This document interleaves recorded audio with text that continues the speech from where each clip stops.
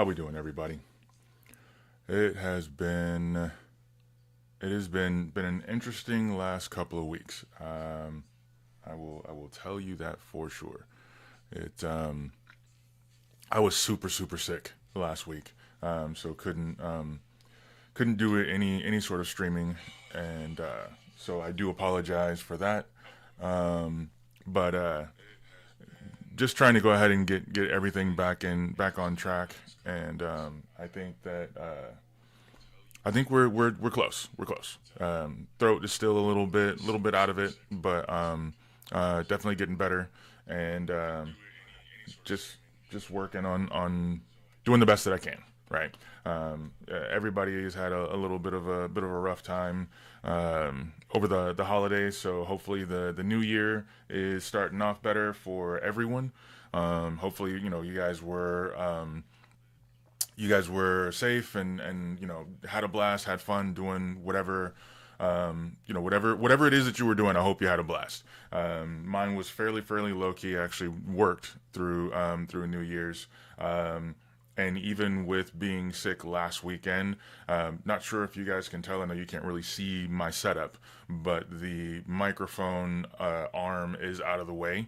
So it's just this little guy right here. I was so sick on Sunday. The new microphone came on Sunday. I was just parked on the couch, and the box had gotten delivered. I didn't even open the box until Monday afternoon. Like I was that gone. So just being able to kind of get back to myself, because then I had to get ready to go to work and all of that kind of stuff. Last week was rough. It was a good week, but it was rough. But I got the microphone set up. From what I've tested, it seemed like it was sounding good. So you guys let me know if there's any sound issues.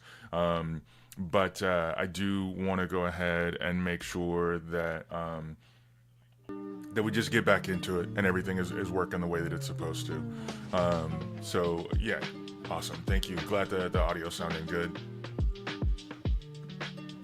So last week, what we were supposed to go over is what we're actually going to go ahead and do this week. Because we did the favorite superhero, supervillain, so on and so forth. But this is another one of those topics where you can say it's the way that I think about it. You can go ahead and say it's a cop out. I do understand that yes, it is kind of a cop out to say, oh, what's your favorite? I can't just pick one, right? I can't pick a favorite, right? I can't pick a favorite superhero. I can't pick a favorite song. I can't pick a favorite. I mean, even to break it down even further, I can't pick a favorite superhero or supervillain, right? Case in point, I was talking to a friend of mine just the other day about the whole Miles Morales thing that I went into when we were talking about superheroes, because I got so jazzed about that conversation. I went back and watched Spider-Man Into the Spider-Verse last night. I wound up talking with about that concept and those movies at work with a couple of people there. Got even more excited. I was like, let me just go watch it again, because it's so good on so many different levels, right? And the video game, what they did with the movie and how multi-layered the movie itself is, all of the different things that they talked about in the first one and in the second one. I'm so jazzed for the third one, because of how they're supposed to be blending his character and his story into the MCU, right? Because he is Spider-Man. No matter what anyone says, he is Spider-Man. So is Peter Parker. So is Ben Parker. So is Mayday Parker. So is Gwen Stacy. They are all Spider-Man. They're just different versions of Spider-Man because of just how they've done the story. But it's all valid. It's all legit, right? So being able to oh, sorry, I just realized something. It's kind of hard to get into the idea of what is going to be a top song, right? What is going to be a top character? What's going to be a top game? What's going to there's all these different things that go on, right? And I think the ability to be able to rank them is all subjective, because there's a ton of different people that are going to have, a ton of different ideas on what they want to go ahead and do, right? And so, like, even with regards to the ability to go ahead and this should be a little bit better, the ability to go ahead and do like a top 100, like there are so many that are going to be like, that could be either 101 or 99, that like it doesn't matter. You know what I mean? Like it's gonna be hard to tell. It's gonna be hard to tell like what actually is in that range, because I might think that something is gonna be 98 out of the top 100, but someone else, it could be 75, it could be 50, it could be their number one, right? So that's why I on the YouTube channel, I jokingly refer to this as the Subbies, the video game version of the Grammys, because award shows, they're popularity contests. Like there's a lot of things that go into those awards that are chosen, which I'm not going to get into. That's a whole other conversation. But for like my favorites for video games, and my top 100 is going to be different than someone else's top 100, but I still want to hear like why those we're not going to go into all 100, but like to still talk about like why you have those games in your top 100. Halo could be someone's all-time favorite go-to game, and they've either played all of the Halo games, or they go back to Halo regularly and play it again. And hey, that's great. I love that for you if that's the case. That's not something that I would get into. Halo wouldn't crack my top 200 just because I don't play it, right? It's not a game that I'm interested in. It's not a genre that I'm interested in. So that's why it's the Subbies. It's the subjective game awards, right? Because you could have your first, not your first, but your favorite. Your favorite, are you going to do your favorite shooter? Are you going to do your favorite military game, right? Because I would say Gears of War would be one of my favorite military games, but I don't really like first-person shooters. So like even my version of a shooter is going to be different than someone else's, right? Being able to go ahead and get into, there's action adventure. But now, especially, there are so many different action adventure RPGs. So, like Tomb Raider, definitely action adventure. I can see the cover of the game, but I can't remember the name of it. I should have written this one down. The main character is Drake, and the pilot is Sully. It's basically like a male version of Tomb Raider, because it came out after the Tomb Raider games. And it's like he and his older brother. Dang it, I can't remember it. But those are going to be more like action adventure games. Whereas then you also have, even for like the ability to go ahead and do, what would that work? So if you did like a sports game, like we talked about before, where like Madden or even WWE is going to wind up being now almost as much of a role-playing game as anything else would be, right? So like when you're talking about like the favorite game, like it really gets into a lot more than just, oh, this is the game that I like, right? You want to be able to go ahead and showcase like some of the things that either you're good at or that you just enjoy playing or whatever. I mean, I would say, am I good at Mortal Kombat? I mean, I'm not gonna win any like major competitions or anything, in like friendly, 1v1 or round robin or whatever with, you get the homies over to the house, and you're playing that way. Yeah, yeah. I can definitely, hold my own, but then there are definitely also going to be times when I'm getting my butt whooped, right? I am not like a master at Mortal Kombat by any means, right? So when we're talking about being able to go ahead and do something like that, it is gonna be it's gonna be one of those things where, do you do it for the fun, or do you go out and do it for, like, are you trying to win awards, right? I'm never going to try and be a professional video gamer, right? That's not my wheelhouse. Plus, I think that would no longer be fun for me if I wound up doing it, like attempting to do that, because of what video games are to me. I think that the ability to do well at something like that in a professional aspect, kudos to all the people that are able to go ahead and do that, right? That sort of like competition, or just the overall competitive aspect of that, is something that speaks to them, it resonates to them. So hey, cool, perfect, right? That is totally good and valid for what they're doing. With regards to me, though, that is not something that I am. It's not something that I'm a fan of. And so, when we talk about like what are the go-tos, right? You guys have anyone who has been here previously knows. I'm a huge fan of RPGs. Just recently started playing Destiny Original Sin, the second one.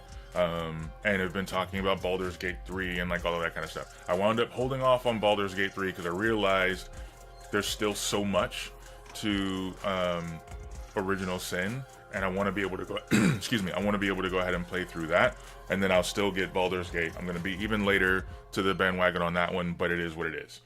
Because again, also in terms of like what's fun for me, I do have video game ADHD where I will jump around to a bunch of different games.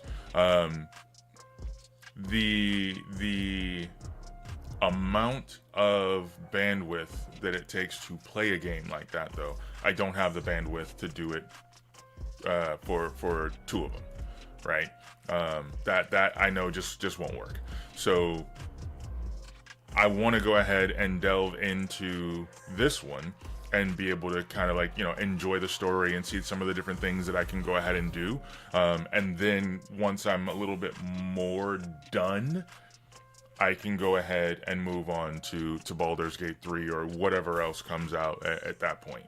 But like so two things about Original Sin, because I was playing it last night. At one point before like this major battle in Act 3, the all throughout the game, myself and my party members have been talking about how, like, well, we can go ahead and work together, or we can do this, or it's going to be everyone for themselves when we get to this one battle. I hadn't talked to all of my party members individually enough up to that point to get them in the mindset of like, hey, we're all going to go ahead and work together. And because of a couple of missteps in a previous game save, I didn't kill them, but they all wound up being killed, right? My mindset was, hey, let me just go ahead and get to the finish line, because we're in a race. Let me go ahead and win the race while everyone is still alive, and then we can work it out later. Well, at the end of that, something somewhat catastrophic happened, and everybody died but me. And so then now going back to normally right before going into a major area, I have like a specific save that I'll do. Well, I didn't do that this time. So now I have to go back to an even earlier save and get back up to that point. But I know now, hey, I need to talk to my party so that like in their minds, they are convinced that yes, I'm the one to win this race. And that's the only way for everyone to actually live, because there's still a whole nother act after this point. right? This is only Act 3, and there's Act 4 after this. And I didn't realize that all of that was necessary. So that's a cool cool dynamic, a cool game mechanic or whatever, because like your actions have consequences. I didn't get enough of my party on my side just for them to still wind up being alive after this fight, right? And there's this, huge cutscene and whatever, and then when I'm starting Act 4, and I realize like, hey, no one else made it through, and I can like talk to all of their spirits. And some of them are pissed at me, and some of them are okay, and they're like, go ahead. And I think there was actually one that was okay with me, but she was one of the ones I had talked to a bunch, and so like that, for lack of a better term, that relationship was there. I had helped her finish what she wanted to finish in terms of like her side quest, and so we were good. But I need to go ahead and do a little bit more now. I thought I had more time, is basically what it was. I need to do a little bit more now with the other people in my group, so that I have a better chance of keeping as many of them as alive, as many of them as possible alive to go into Act 4. Otherwise, I'm just solo dolo for Act 4, and I don't know that I'm at the power level that I need to be to go ahead and be successful, right? So the other thing about that, though, seeing how, like, because this is my first overall playthrough, and seeing how the game mechanics work and some of the different abilities that you can get, I have already created a new game with a different character. Instead of going through with 4 people, I'm going to see if I can go through with 2. And kind of do more of like a jack of all trades for myself, because then that does give me a little bit more flexibility of like how I want to go through the game. But I can also go ahead and grab one of the other potential people to be in my party. One of the guy that I didn't take beforehand, I can go ahead and take him with me and see if we can just go ahead and roll through, because there's a whole part of his story that does come into play later on that I never got a chance to see. And so I want to be able to see what I can see with that, and enjoy the game that way. And it's not like I have to be 100% completion with the game. I've told you guys before, I'm not a completionist, but it is fun to kind of like just see some of the other things that you can go ahead and do. And granted, going through this game and kind of learning the playstyle, there's a lot of stuff that I've read and little like hacks and this, that, and the other, because I want to just be able to go ahead and get through all of as much of it as I can. And then now I can come back with that knowledge ahead of time, and be able to kind of tinker and play and see, how I want to do what I want to do, right? So that is something. But even still, with all of that, as much of a geek as I am about role-playing games, even still, I would not say that, so far at least, this is one of my favorite role-playing games. Right? As excited and interested as I am playing it now, I still would not say this is one of my favorites. It's been really, really good. It's been a fun playthrough, and definitely a good time sink and all of that kind of stuff. Like, don't get me wrong, I do enjoy it, but it's definitely not going to be one of my favorites yet. It could potentially be once I've gotten through it and been able to kind of see a little bit more of like how to play through different ways. And it is funny because this game, I think, apparently came out like 9 years ago, something like that. But because they announced their third one, the game company behind this one, Larian Studios, they announced their third one. There's a new Divinity that's going to be coming out soon. And so all of like the trailers and the hype around that have done its job, and they've gotten people like me to go back and look at. I had never heard of this game before, so now hearing all these people talking about Divinity Original Sin and Original Sin 2, oh well, shoot, let me go check that out, right? And then Baldur's Gate, there's remasters and remakes of Baldur's Gate 1 and 2, in part because Baldur's Gate 3 did such an amazing job of what it was going to be. And so I think, like, for me, with regards to, like, even just say for like a role-playing game, some of my favorite role-playing games are going. See, and there's so many different layers, because like I would say Gauntlet is one of my easily top 5 role-playing games, but then there are people that wouldn't even think of that as a role-playing game, right? That is, I played Gauntlet, and yes, I'm gonna go ahead and age myself. I don't know how many of you have wound up playing these sorts of games. I played Gauntlet originally as like a stand-up cabinet in an arcade, 4-player, you know, side by side. You had the warrior and the wizard. You had like that way. That was how I first started playing Gauntlet. But they did make a console video game. See, I don't know, you could consider it a beat 'em up. Like it's like an arcade brawler, but at the same time, like your character leveled up. You got new gear, you got new spells, you got like, you know, abilities. That's more a nostalgia thing for me, I think, because that is gonna be. I don't know that I could say that, like, in terms of, like, if we're really, really gonna break it down into categories, I think Gauntlet would be more an arcade brawler with RPG elements. Personally, because these are the subbies, right? The subjective video game awards, I'm still going to say Gauntlet is one of my top 5 RPGs. That's just me. Yeah.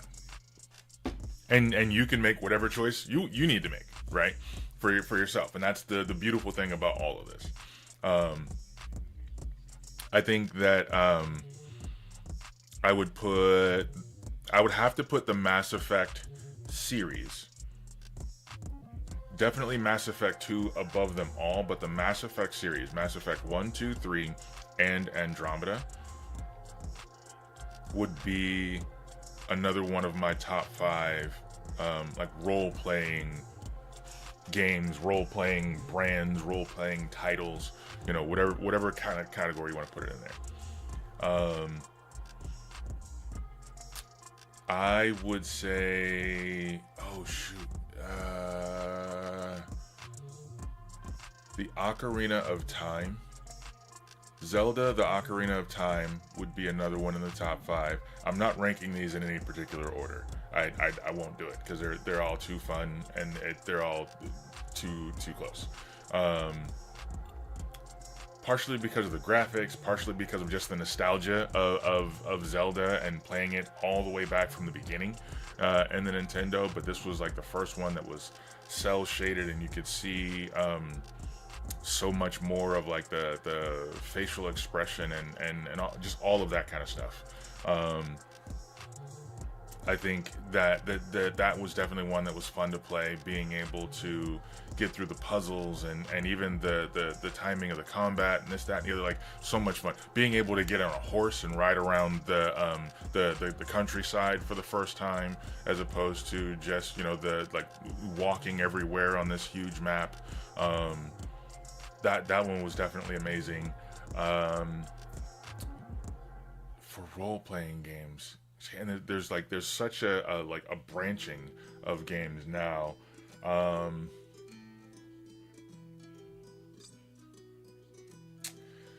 wouldn't. So Gears of War definitely would not be. I wouldn't count that as any sort of an RPG. Yes, you get more gear, but it's not like you didn't necessarily level up per se. It was more being able to utilize your abilities in battle as effectively as possible, given the different challenges, right? The different obstacles that you had to go ahead and get. Yes, you would pick up different weapons, but I mean that wouldn't really do much for anything other than giving you like a different way to kill people. But I wouldn't say that it was any sort of a leveling up or anything like that.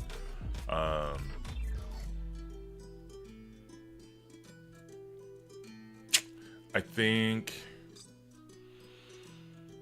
This is actually kind of tough, and not. I'm not. I mean, I'm not expecting to like go through. I wanted to do this more on the fly and get like the emotional feel of it. And I'm not going to be going through like everything specifically, for me. Ideally, if we've got anyone out there that wants to go ahead and chime in, then please, by all means, do so. With regards to like even the commenting and engagement, on after the fact, like please, like let me know what your favorites are for sure. I don't know, see that is rough. The actually Baldur's Gate 1 and 2. I never did play Dark Alliance, although I wanted to.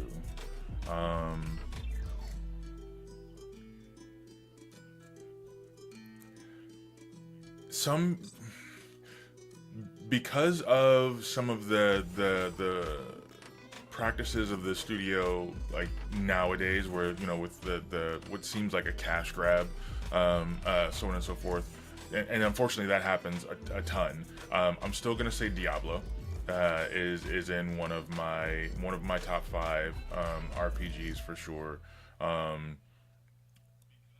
There is a little bit of not even a little bit. There's a lot of like a rehashing.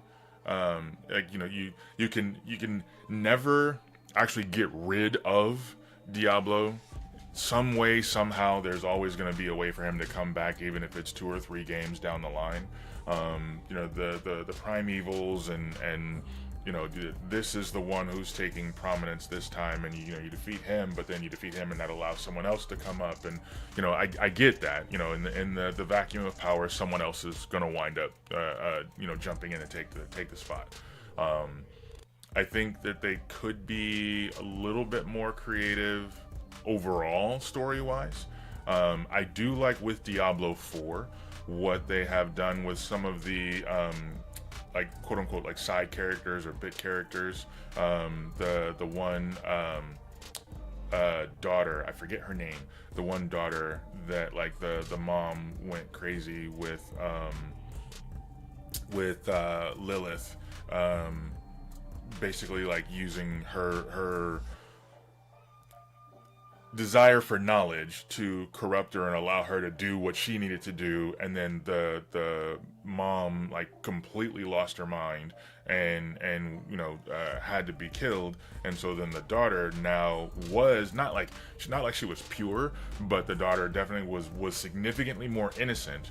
And like one of the last things that you say, and this is like the main playthrough with the story in Diablo 4, she's like, I understand what had to happen. I'm doing everything I can not to hate you, because like you literally just killed the mom. And so that they did continue on in a later chapter or a later season, which literally was called the Season of Hatred, and like how she was being corrupted.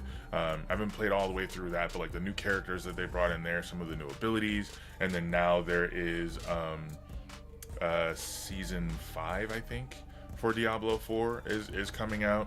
The thing that I don't like a new season, they're basically treating it like a whole new game, because it's like $45 to go ahead and get the new season, when in terms of additional gameplay, I personally don't think it's worth it, right? The fact that if you pre-order the new season, which I think doesn't come out until like April or May of this year, you are able to play one of the new characters in that season now. And that's what I misunderstood from the previous game, where I talked about this and wanted to jump into seeing like what the Paladin playthrough was like. I can only play the Paladin if I pre-order the new season, because that's a character specifically for that season. So there are going to be some stories, some powers, some abilities, and different things like that that are coming through that are Paladin related. But some of that I can get into now if I fork up the $45, whatever it is. So that, I think, it leaves a little bit of a bad taste in my mouth. But overall, Diablo 4, there are times when you just need to go through and kill some stuff digitally, right? Being able to get the new abilities to level up, and the Paragon points and powers and like all of that kind of stuff, that's just really fun for me. So definitely Diablo 4 would be in the top 5. Another one that would definitely be my go-to. Yeah, see, that's hard. Just because of all of the different nuances, being able to pick like, oh yeah, this is definitely in my top, like boom, boom, boom, boom, boom, like it's just too hard. It's way too hard. You get into, what's your favorite sports game? The WWE 2K series has been really, really good. With the creator wrestler and the dynasty mode or GM mode and being able to do like all of those kinds of things. I think 2K3 was definitely the tops for me. The 2K4, 2K5, the new stuff that they added was never anything that was like, oh my God, I've got to be able to go ahead and get this. But also because I'm such a huge fan of Rey Mysterio, with him being on the cover of 2K3, being able to go back and play through some of his like most iconic moments and iconic matches, a lot of that was just really, really cool. So that's why that one stood out to me. I would say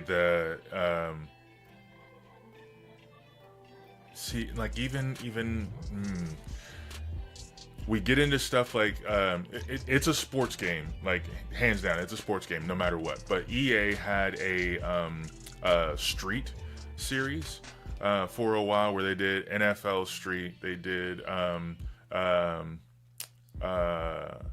they had soccer, NFL, and basketball as like street versions of kind of like the and one street tournaments with all like the different tricks and this, that, and the other. I would say NBA Street Volume 2, the whole NBA Street franchise, but NBA Street Volume 2,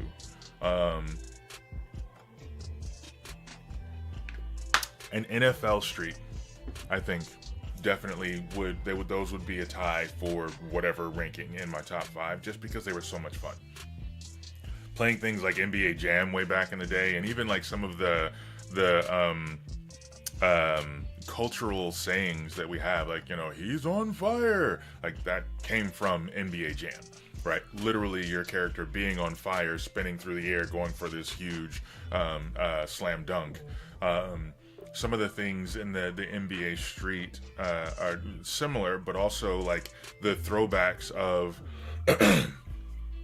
if you were able to take some of these iconic football players, professionals, but put them in just a street ball scenario. What kind of tricks are you able to pull? But also being able to like literally juke someone into a parked car on the street. Like those were things that happened when I was a kid. Being able to, jump off the dumpster or, avoid someone by, sidestepping, running up the fence and then coming back down, not that actually happened, but it's a more fantastical version of those kinds of jukes, right? The spin moves and all of that kind of stuff. And so like, was it the most, mechanically sound game? No, there were glitches, there were issues, and of course there was also the unfairness of like the computer always being able to catch up, those kinds of things. But I mean that happens with a ton of the stuff that's going on even now. But then like when you get into being able to like I can't really do. See, some of this stuff I wish they would go back to, or like redo now with today's animation, and today's graphics and ability. Because doing like an NBA Street or an NFL Street now would be absolutely phenomenal.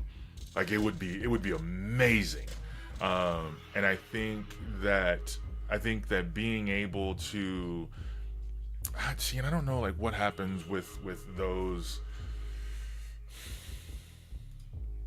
the teams that they have on that, whatever they think is like this is the next thing that's going to make them money, and so they move them onto this project instead, and this gets canceled or delayed indefinitely or whatever, and that's also where it kind of comes back to being like that cash grab aspect. of it, which is unfortunate in a lot of games today. Because some of the favorite franchises, wow, I cannot speak. My left ear is a little bit clogged, and so it's kind of ringing. I'm not sure if that's throwing me off a bit, so I apologize for that. um, Being able to just being able to go ahead and play some of those older games would be amazing. For those that like shooters, being able to play like a GoldenEye now, would be amazing with today's technology and graphics and some of the things that now about those kinds of games. The new Bond game, where it's kind of like a prequel to him becoming a 007 agent, and like the initial game mechanic of having to basically find a way to get through without killing people, up to a certain point until you get literally get the license to kill, right? And the build up to becoming the character that we know. And they did that recently with the Tomb Raider games. Instead of just being a budding archaeologist and global traveler, kind of following in the footsteps of her father, how does she, Lara Croft, actually become the Tomb Raider, right?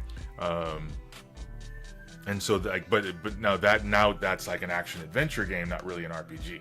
Right, so we got RPGs, we got sports, we got shooters, we got action adventure. I'm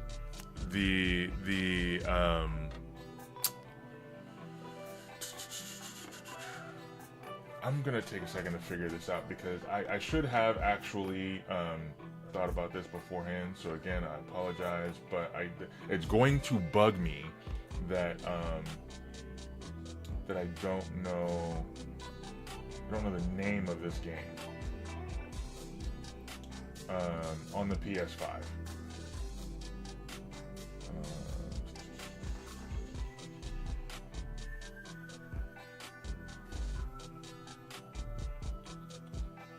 Uncharted, that's what it is.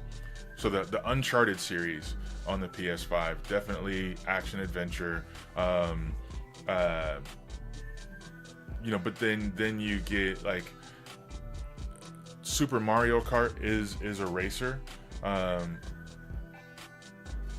but Super Mario could be action adventure, but then they also had an RPG version, right? So all of that, the crossing of the streams, the blending of the various colors, all of that gets a little weird. Let's see, what did we say? With regards to what we did RPG, we did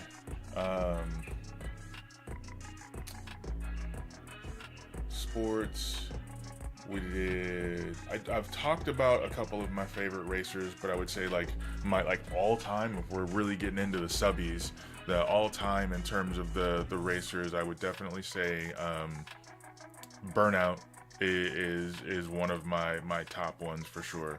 Burnout Paradise is a fun version of that, but just the very first Burnout and Burnout 2 actually.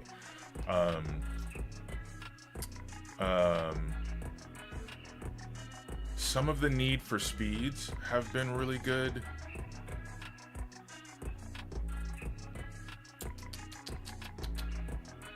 Oh, Tricky. That was the other one. For the NFL Street, there was a a skiing snowboarding version of it called Tricky. That was amazing. But see, and that's a racer, but it's also sports, right? Because it's downhill skiing, snowboarding. So those kind of blend in, but that one is definitely going to be in the top 5.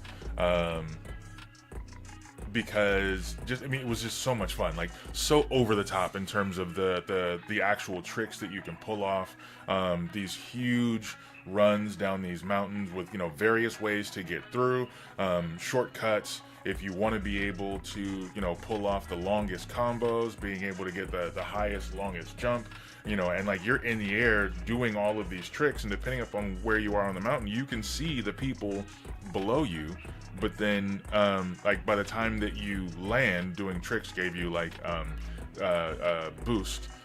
So you pull off this huge trick combo, land. Now you have enough boost to zoom right past him, right? So like being able to pull that off successfully, so much fun.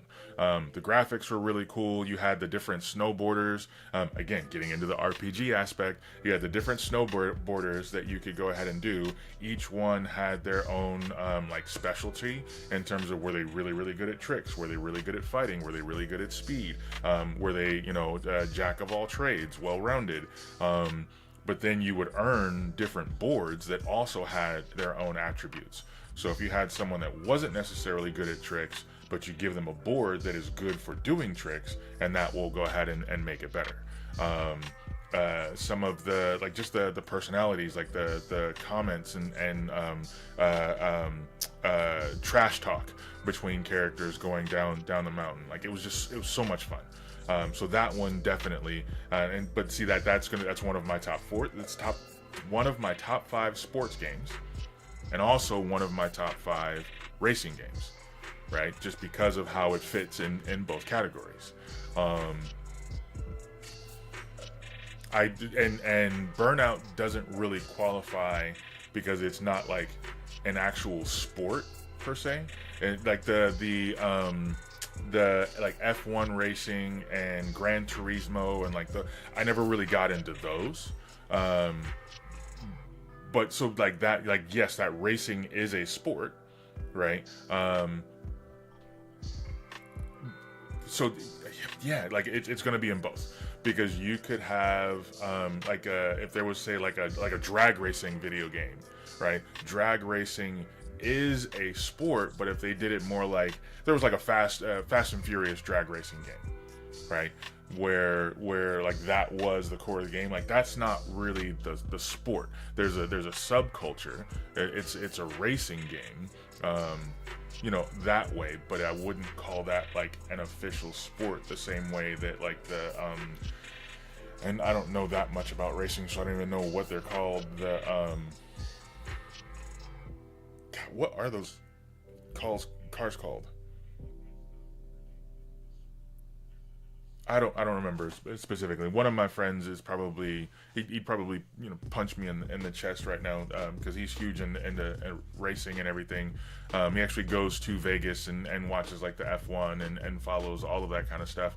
But like there are NASCAR video games, right? It's a sport and it's racing. Whereas you can have something that is a racing game that is completely outside of the official sport. I guess that's where I'm making the line there. Hopefully that makes sense. I know it was a little muddied.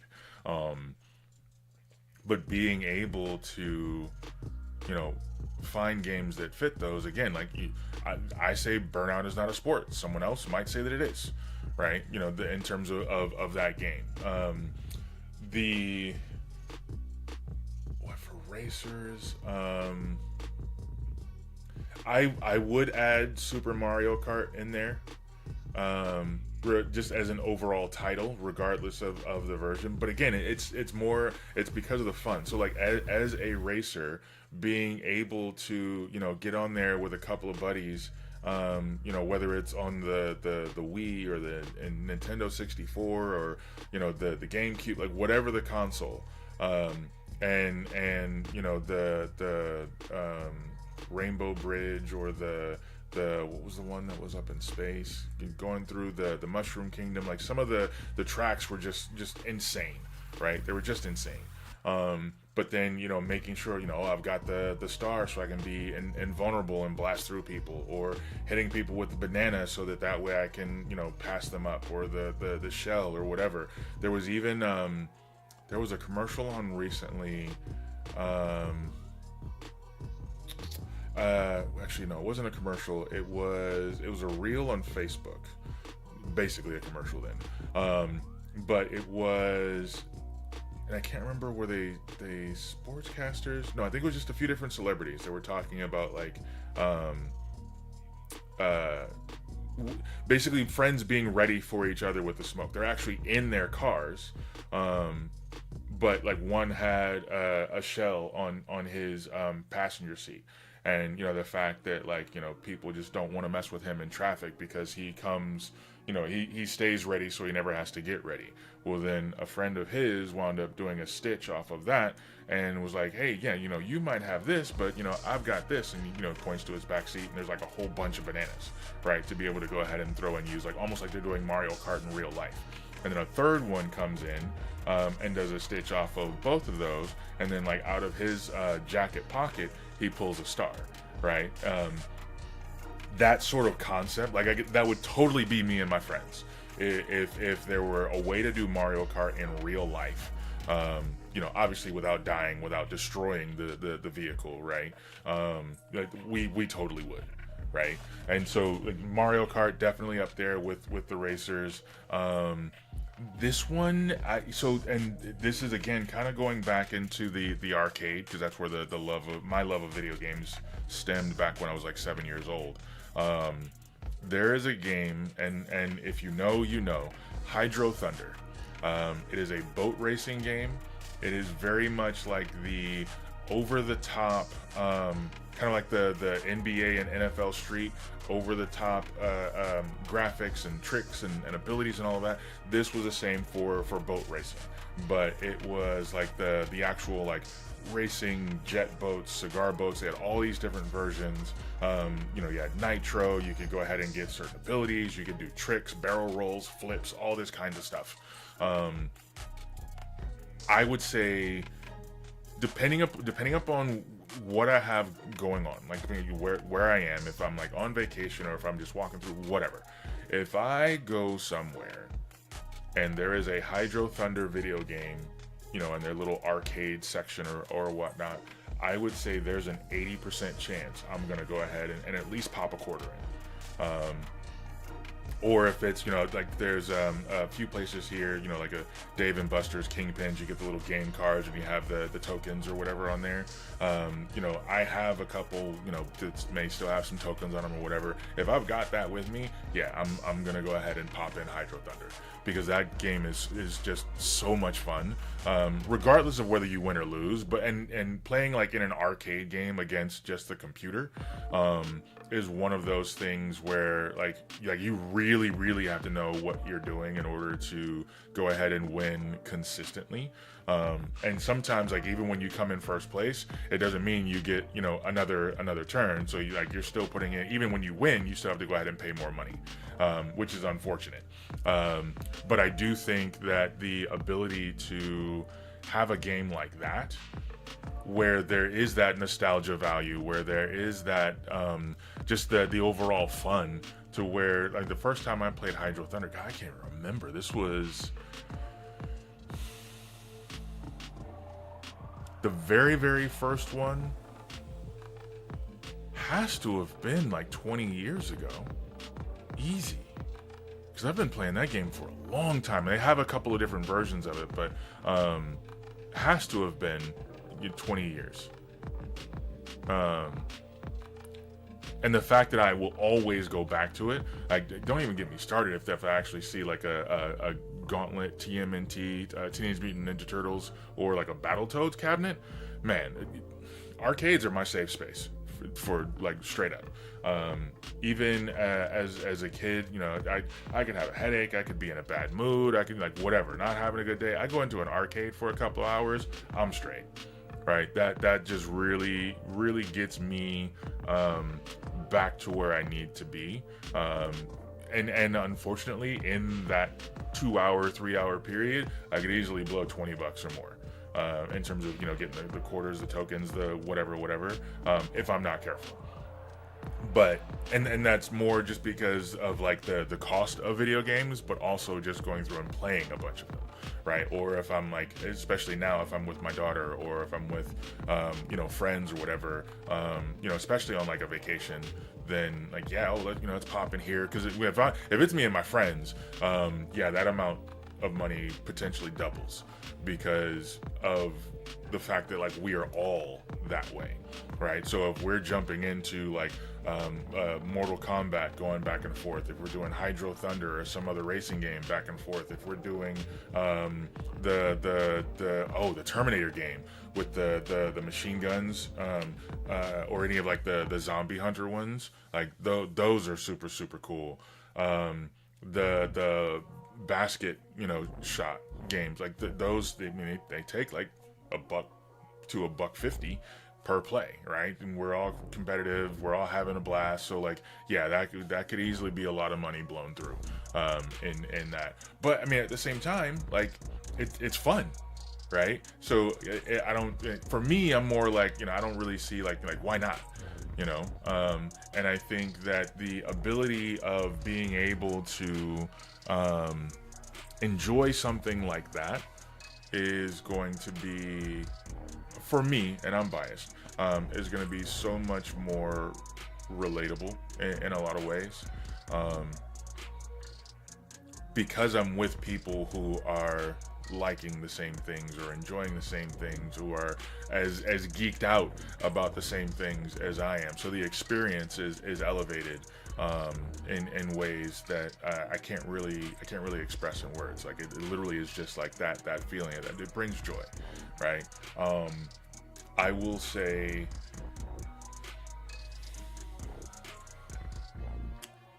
with the fact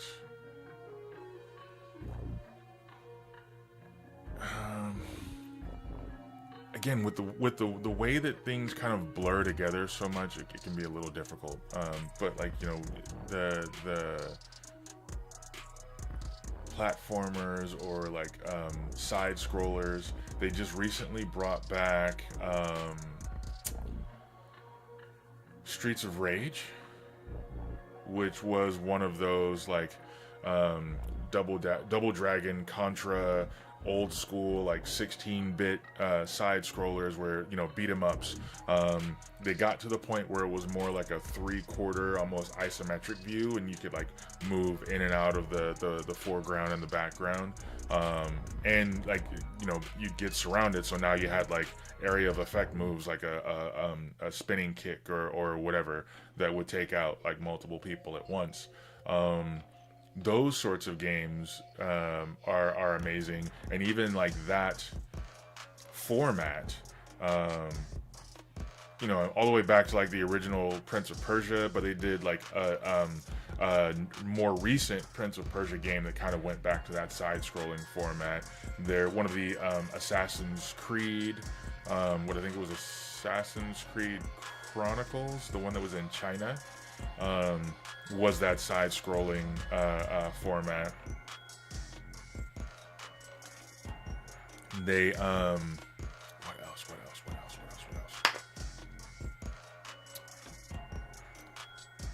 Double Dragon, Contra. I mean, the Battletoads, Teenage Mutant Ninja Turtles, all were more like that kind of side-scrolling pseudo 3/4 view. Streets of Rage. There have been a few, but now like in more recent times, like those would have been the ones to go ahead and kind of like start that. Heck, even Super Mario Brothers, the very first one, where it's literally just 2D and you're going back and forth, up the scaffolding to go ahead and beat up Donkey Kong right at the beginning. And then when you had well, I guess that was just Mario Brothers, and then Super Mario Brothers was the side-scrolling, going up and down through the pipes into the different worlds and whatnot. But then when they came out with like Mega Man and Metroid, and those were like the next evolution of that. But like it's its own type or style or genre of video games. So now like even there's the roguelike or Souls-like gameplay because of those games that came out and got popular, where you got to see how far you can get and then when you die, you start all over again. But now you have a better idea of what's coming. You know, the Groundhog Day scenario. And so now, you know, you are able to get to a certain point, and then maybe you, from this point on, anything that you've gotten in terms of abilities and whatnot, you keep. And so now those abilities help you get further, and you get to another point where you get more abilities and you die, but you keep those, and then so on and so forth. You slowly get more and more powerful to enable yourself to get further and further. So, you know, those were all based off of like whatever the original games that did that.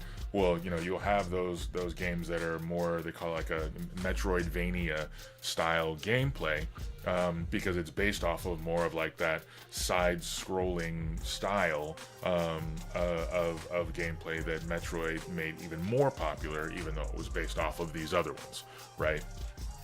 So, you know, you always got to respect the culture, respect the ancestors, respect the forebears, however you want to say it, the OGs, the beginning, right? You know, and again, just because wow, it's interesting to think about this. I'll be 52 in September this year. I have been playing video games since I was 7. So we're looking at 44 and a half, almost 45 years of playing video games off and on. The amount of video games that have come out, and like the way that this industry has just completely exploded exponentially, with the advent of technology, better storytelling, you know, music, the branding, the whole nine. Never would have thought that video games would have gotten to where they are now. I do think that, while, you know, it kind of relating back to what I said before with regards to like the cash grabs and whatnot, you know, you don't want them to remake a game just to remake a game, but some of the previous games that like were good for what they were, but the potential could never be fully exploited because of the fact that the technology wasn't there yet, right? Now that the technology is here, going back and doing some of those games, I think would be phenomenal. But also you have to look like, how do you choose one? But then also, how are you going to verify what's going to be the best medium, right? Is it going to be better on console? Is it going to be something that is better on PC? Do you do both? Is it going to be more effective as a handhold game for like the Switch or whatever, right? Is it something that is going to be better done as a virtual reality or augmented reality game, right? You know, do you go ahead and do it for like the Quest or the what is it, the Apple Vision Pro, right? Their goggles things, like that hardware, that technology is amazing, but it's kind of clunky right now because it's still big, it's still heavy. The Vision Quest or Meta Quest or whatever, that's definitely getting better, right? But if you get to the point to where you can do that with like a smaller, lighter set of goggles, and have the gloves, like, you know, then we're getting into Ready Player One territory, right? You know, what is that going to look like in the future?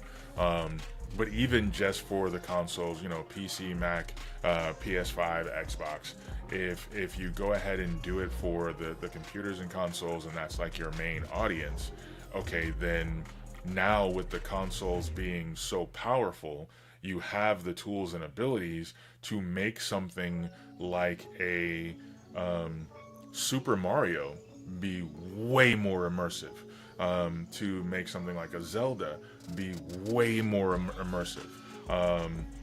Even some of the graphics for like some of the older racing games, or the like, as weird as it might sound, doing a Prince of Persia as like an Assassin's Creed, kind of redundant, I get it, but like, not with the Assassin's Creed storyline and like all the Templars and like none of that, but literally just Prince of Persia, like they did with the Sands of Time. Like, that game was so much fun.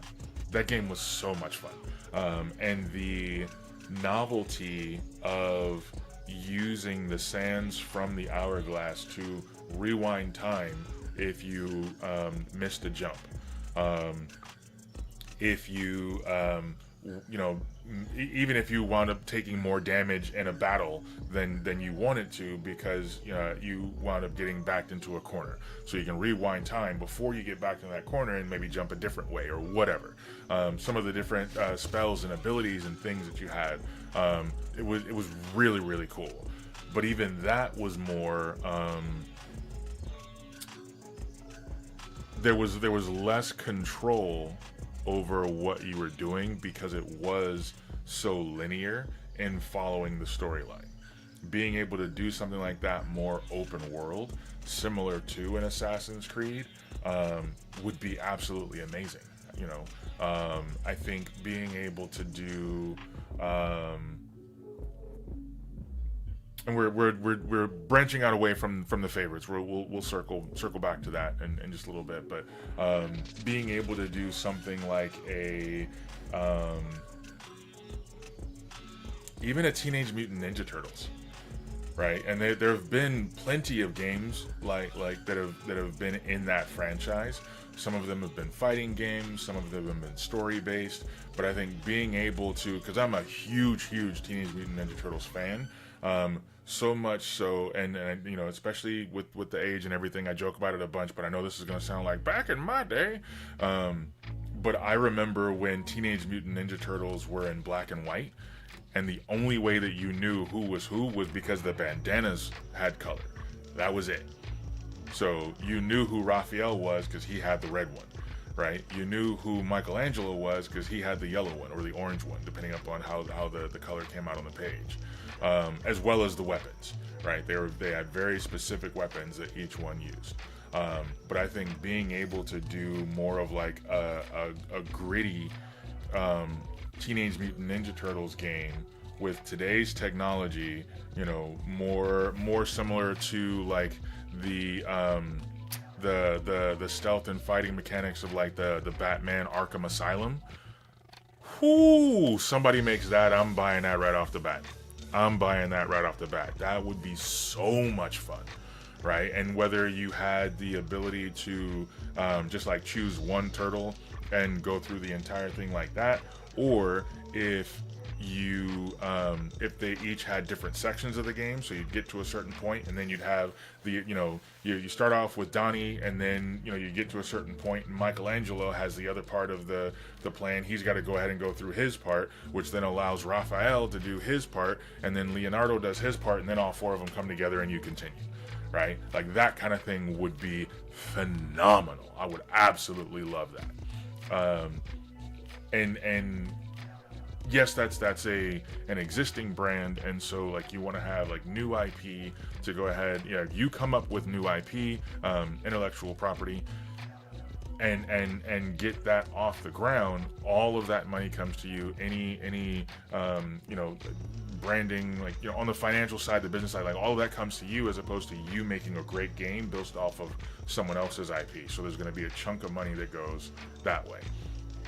So I know like there's the nostalgia in me that would love it, but in terms of the reality of what that looks like, and again, to get away from, because I know I'm probably sounding more like a hypocrite with the whole cash grab, getting away from the cash grab side of things, you're able to go ahead and do something new, something innovative that's also going to catch people's eye, and then that creates a starting point for the nostalgia 10, 20 years down the line in the future, right? Where people who started off playing this game and now you're on the 4th or 5th version, oh man, you remember when we started playing this, like that kind of thing, right?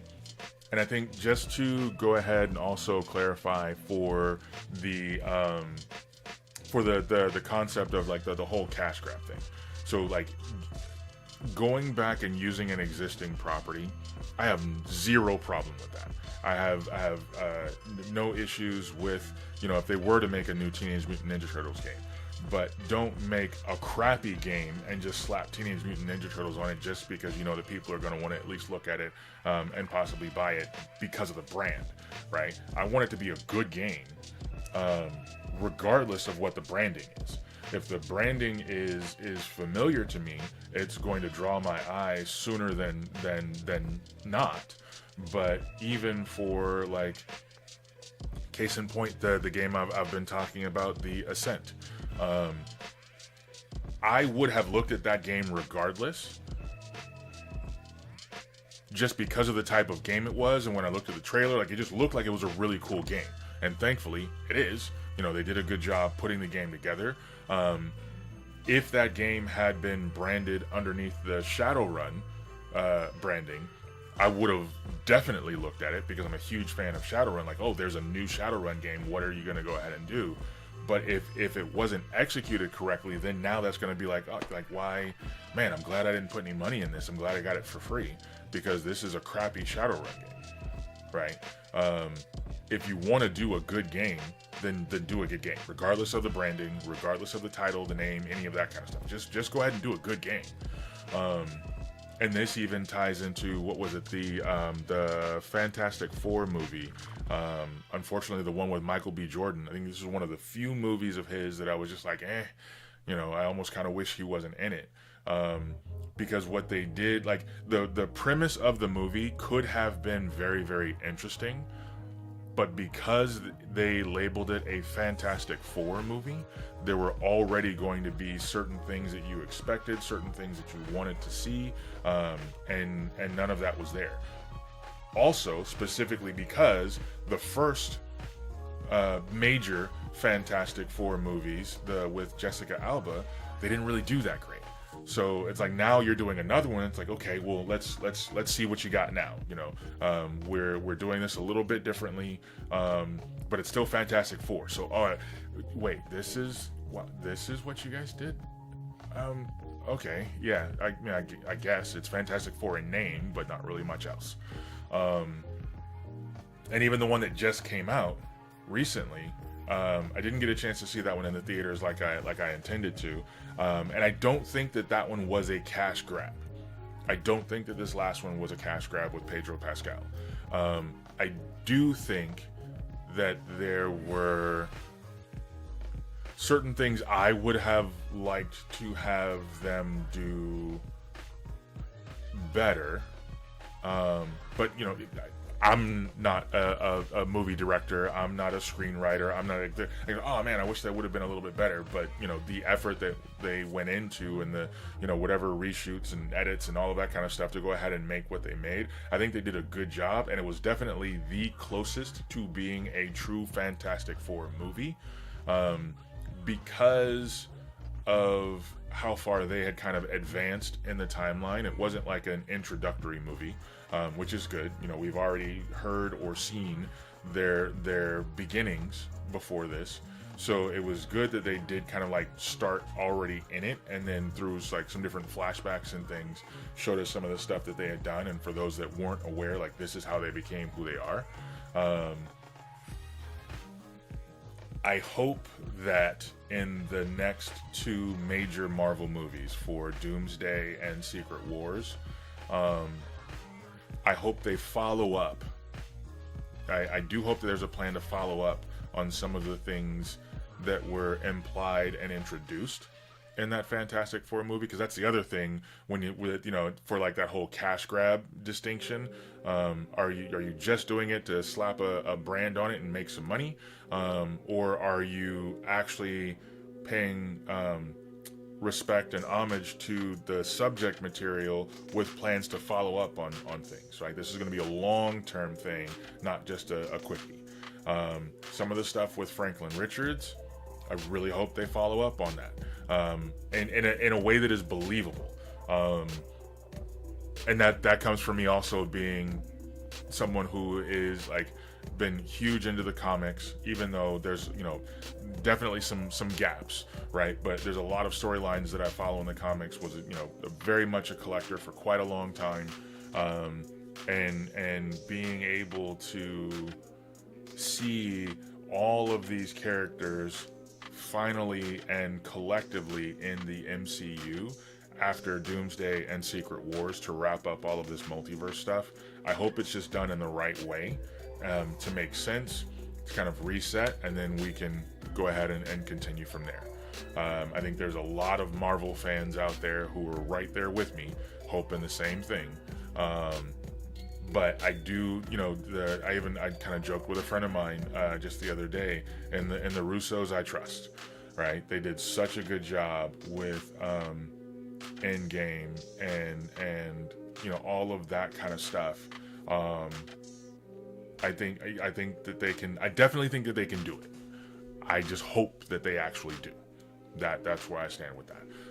But yeah, for the whole, when you say I hope it's not just a cash grab, I don't have a problem with people utilizing prior titles and redoing or remaking or whatever. Or if you take a game that was a really, really good game and the graphics were good for its time, but again, the potential of just the graphic technology wasn't really there. So, I think Gears of War is the first one that comes to mind doing that, because the first Gears of War was awesome. Absolutely awesome. The even for and they pushed the graphics for what they were then, but they just had, or not just, but recently had a remastered version of Gears of War come out. And so it's using the current technology, and so the detail, the graphics, the sound, all of that is on a whole other level than what it was when it first came out, right?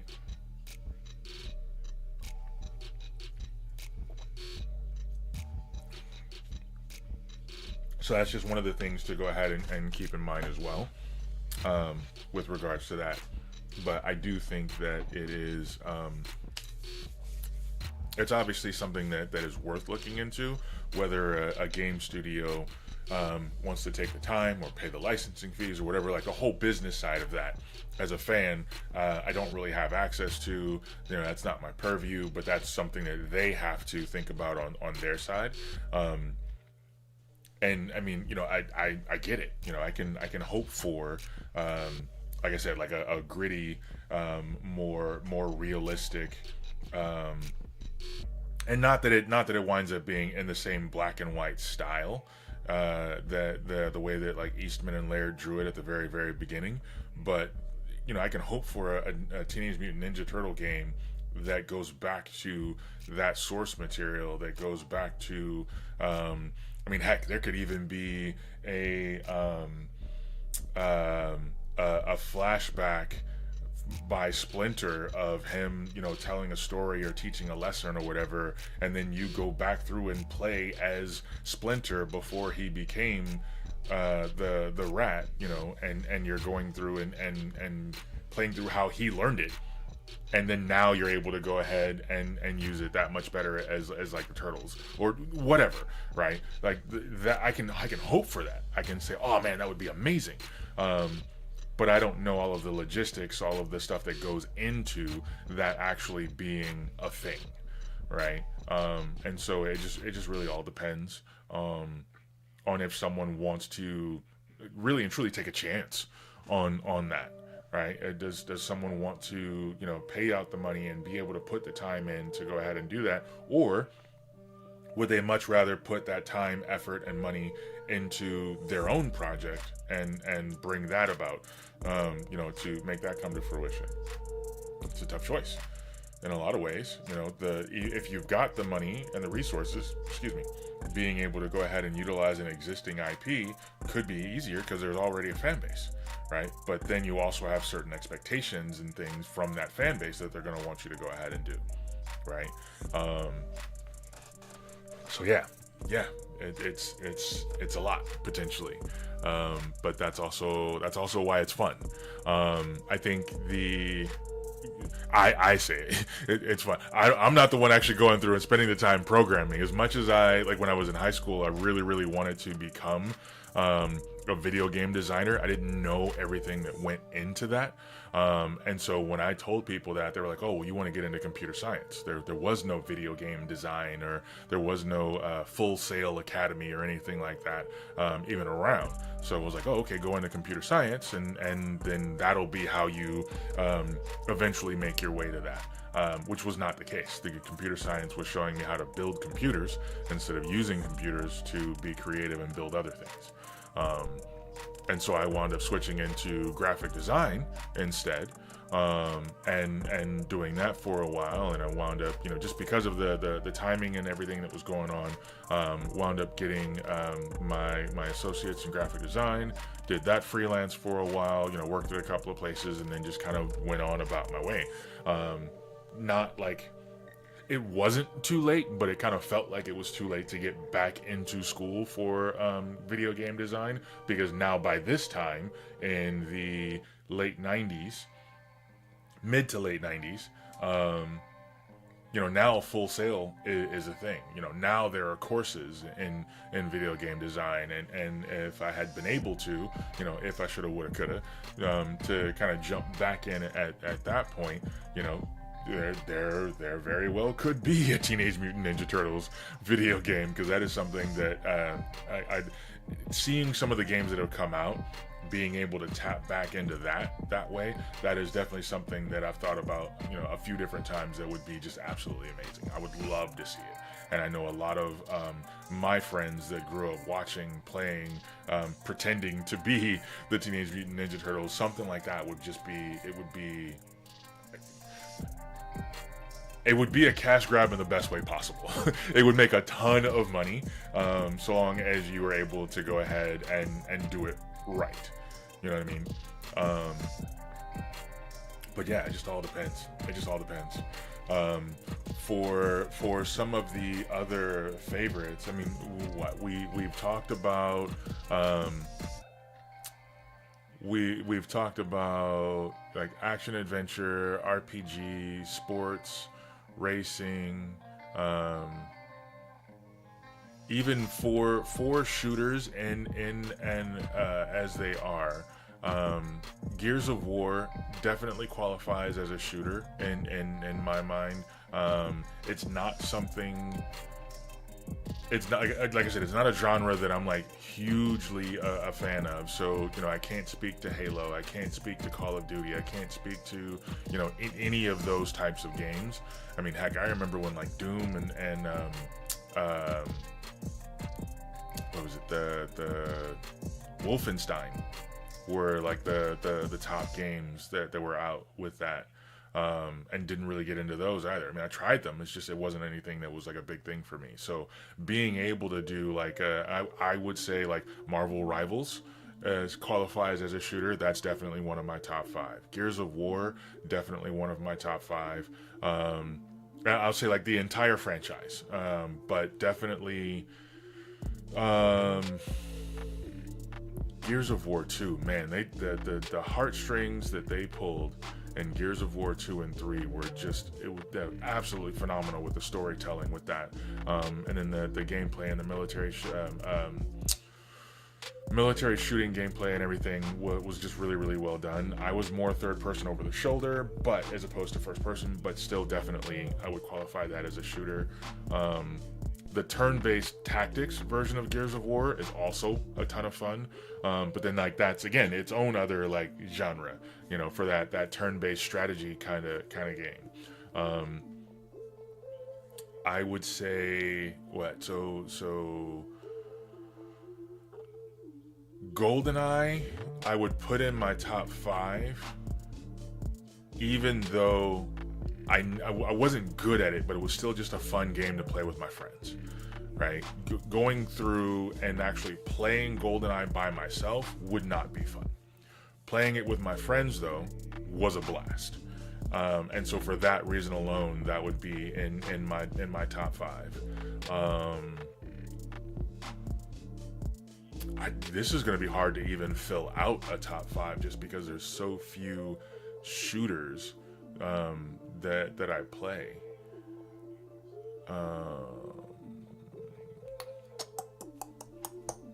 Yeah, don't know that I can think of any other shooters that I would be like, oh yeah, that was a lot of fun.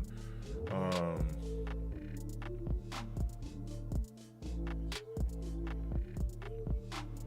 Especially because of the fact that, I mean, could I break up some of the Gears of War games? Potentially, but that seems kind of cheap. Um, yeah, I don't think I have any other shooters that I can even add to the list that would be in my top five. Splinter Cell, no. Metal Gear Solid, yeah. See that wouldn't be a shooter though. That would be more action adventure. I can't even fill out a top five on shooters. Excuse me. Um, yeah. So what else? So because there would be, you've got action adventure, but then also that kind of rolls into action adventure RPG. There's turn-based strategy, but then like the what is it? What was the one I was talking about before? The Final Fantasy. So the Final Fantasy games definitely RPGs, but like not turn-based strategy. Although there is a Final Fantasy Tactics game that is turn-based strategy. However, the turn-based combat, I think, is what partially what makes it more on the RPG side than the action adventure. Again, going back into something like a Tomb Raider, definite action adventure. There's like the puzzle aspects and survival aspects and getting different guns and so on and so forth. But like it's all real time, right? It's all if there are people shooting at you, like they're not going to take a shot and then wait their turn. They're going to be shooting at you, and you got to figure out how to go ahead and take care of them, or how to sneak past them before it gets to the firefight. But it's all fluid motion. So that's where I think I would draw the line in terms of just a straight action adventure versus an action adventure RPG. Because the RPG element, I think, is what winds up making it the turn-based combat for me. That's what makes sense for that distinction for me. And why something like the original Sin 2, which you can do a like top-down tactical version if you want to make sure that because movement is so crucial in where you are and do you have high ground and all of that. So there is a very tactical aspect of it. But in general, it's just going to be more the turn-based RPG based off of initiative and who goes first and how do you strategize that way. What else would there be then? I think with the fact that you do have some of those aspects in like the sporting games. The creative player, all of that kind of stuff and whatnot, but still in general with the sporting games, I think those are fairly distinctive. Did I finish my top five on those? I said the WWE 2K3, the NBA Street, NFL Street, Tricky. No, I didn't do a five.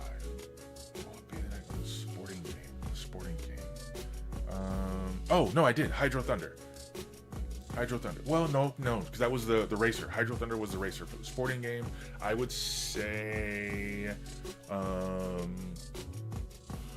that's tough. That one would probably be either NBA Jam or Mike Tyson's Punch-Out.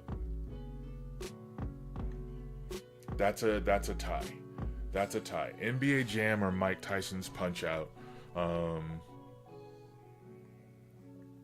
Those would be a tie to be in the top five as well, because I know I technically gave six.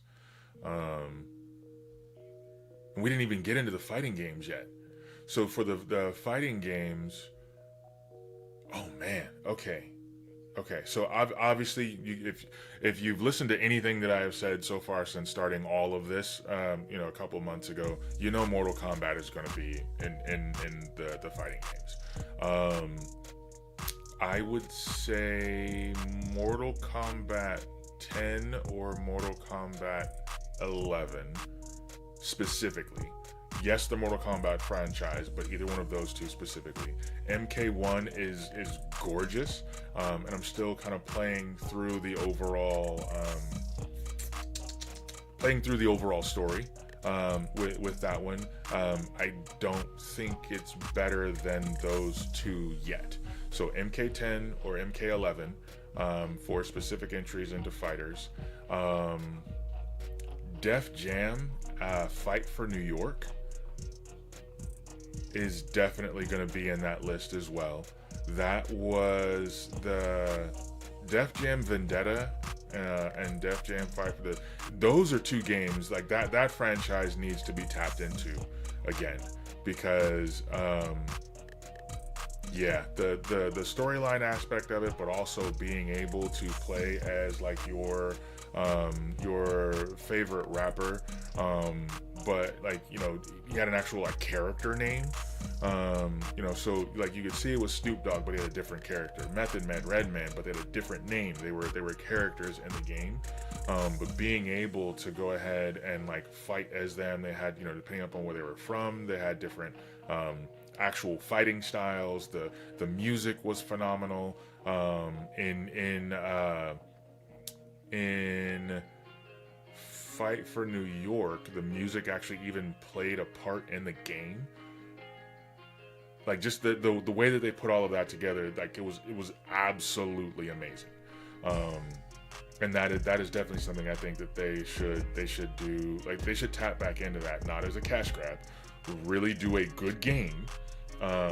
But follow up on the successes of that franchise, and it would definitely make a ton of cash because there are people that still talk about the soundtrack, people still talk about the characters, still talk about how much fun it was to play. Like that is something like that fan base. If you wound up following up with a third installment with nowadays graphics and consoles, oh my goodness, that would be awesome. So yeah, those two, that's not as a franchise. Those two, Def Jam Vendetta, Def Jam Fight for New York, Mortal Kombat 10 and 11 tied. Fighters.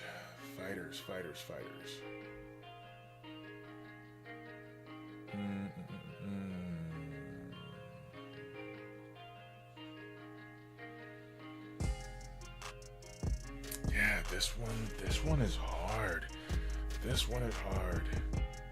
Because you could go ahead and get into, heck, again, Mike Tyson's Punch Out, like that's technically a fighter. Even the EA Sports Boxing or the UFC franchise. Those would be good ones, but I don't think they would be in the top 5 though.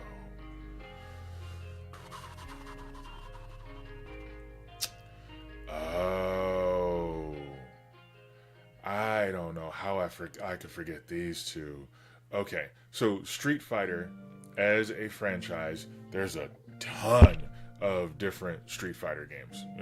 Street Fighter versus Capcom, Street Fighter Ultra, Street Fighter Alpha 2 Turbo, like all of these different kinds.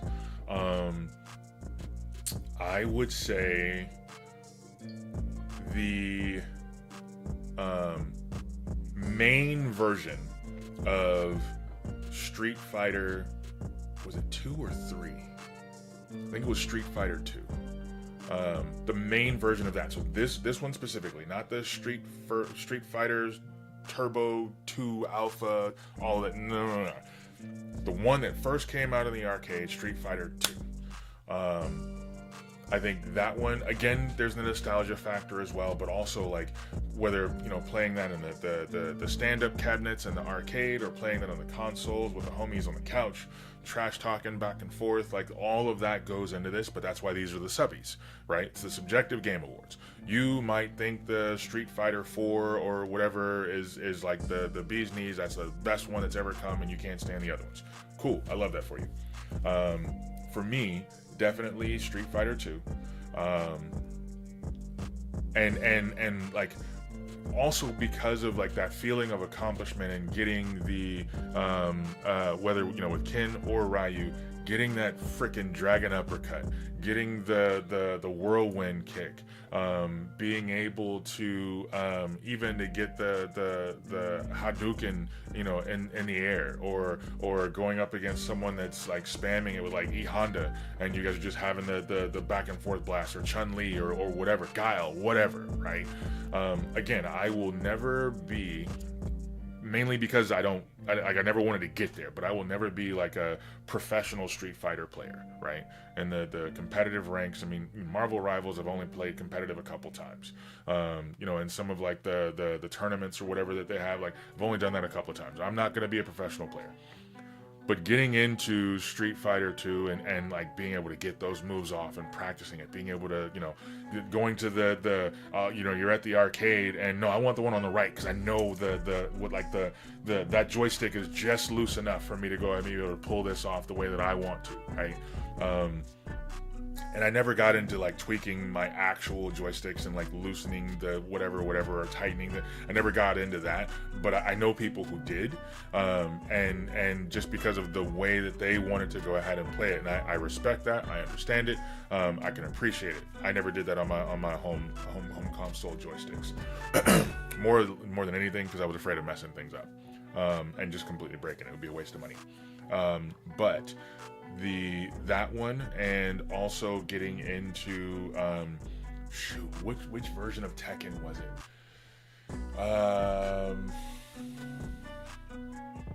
Tekken 4? Tekken 4, Tekken 5, I think. The first one where Eddie Gordo was introduced. Eddie Gordo was my dude. That was my boy. I love the fact that, and so quick background on that. I have been a martial artist off and on since I was 9. The two styles that I feel that match my body style most comfortably and the best. I've practiced Muay Thai, kickboxing for a long time, but also the idea of I don't have the flexibility or the athleticism. I didn't work to cultivate it to get good at this, and I'm gonna have to do like a whole lot of yoga and stretching and all of that kind of stuff to even think about going into a capoeira class at this age. But capoeira is definitely a style that fits with my body. I have very strong legs, very strong kicks, and that's a big part of what it is about. And misdirection and the dance, the cultural significance, like everything is just absolutely bomb, right? And so that is something that I very much would be like a big fan of, and I think that's a big reason that Eddie Gordo stood out to me. Kind of also going back to like representation in the video games. That was the first time that they had a character that one had that style, right? It wasn't all just the Japanese martial arts or boxing or wrestling on the Western side, right? So being able to go ahead and have that style represented, but also then represented it in such a good way was very, very cool. And I think Law was my other go-to in the Tekken franchise, just because of, I mean, he basically was their version of Bruce Lee, right? And Bruce Lee is the man, like above everybody. Bruce Lee is the man. and so like being able to play like as those two characters, I think what was really really huge. So yeah, whichever one, whether it was Tekken, I think it was Tekken 4. I know they're up to like Tekken 8 or something like that. And even like on the Street Fighter side, Street Fighter 6 is the one that's out now. They do have like some South American characters that are doing more of like that sort of style. And so, you know, just the fact that there truly are martial artists from all over the world now being represented in games, so that like I, you know, may not know anything about an Egyptian or South American or Japanese or Chinese fighting style, I can at least get a little bit of exposure into it when I can see a character from that, and they actually go into the backstory, and you know, you're seeing someone who's using Wing Chun, you're seeing someone who's using actual karate, you're seeing someone that is using Tai Chi, right? You know, Tai Chi, it gets made fun of because of how we normally see it going super super slowly.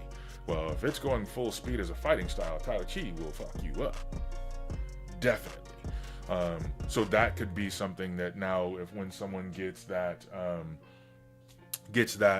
exposure to it, maybe they want to look into it a little bit deeper, right? They get exposure to capoeira because of a video game character or something they saw, the cartoon that's associated with it, or whatever, right? Something in the character bio, the profile makes it like, oh man, like this is where this came from. This is cool. I want to go ahead and take a look at this, right? Like those kinds of things will definitely happen, depending upon to what scale.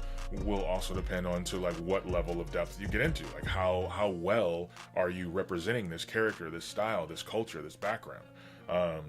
And so that is, you know, one of those things that could lead people to, you know, whether it leads them into becoming martial artists, whether it leads them into just having a better appreciation of the culture that inspired the art, like whatever.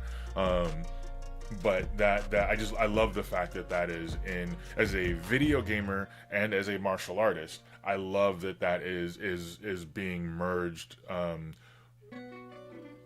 to such a degree that it is much more seamless, and done in a respectful way, right?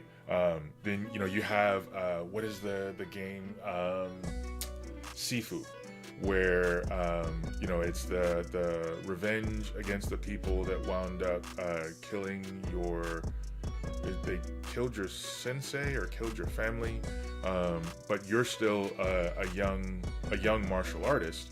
The game mechanic of going through and like it's to get as far as you can without dying. If you die, then you now are aged. What is it? You are aged the number of years. You're aged, I think, by the number of years based on what was it?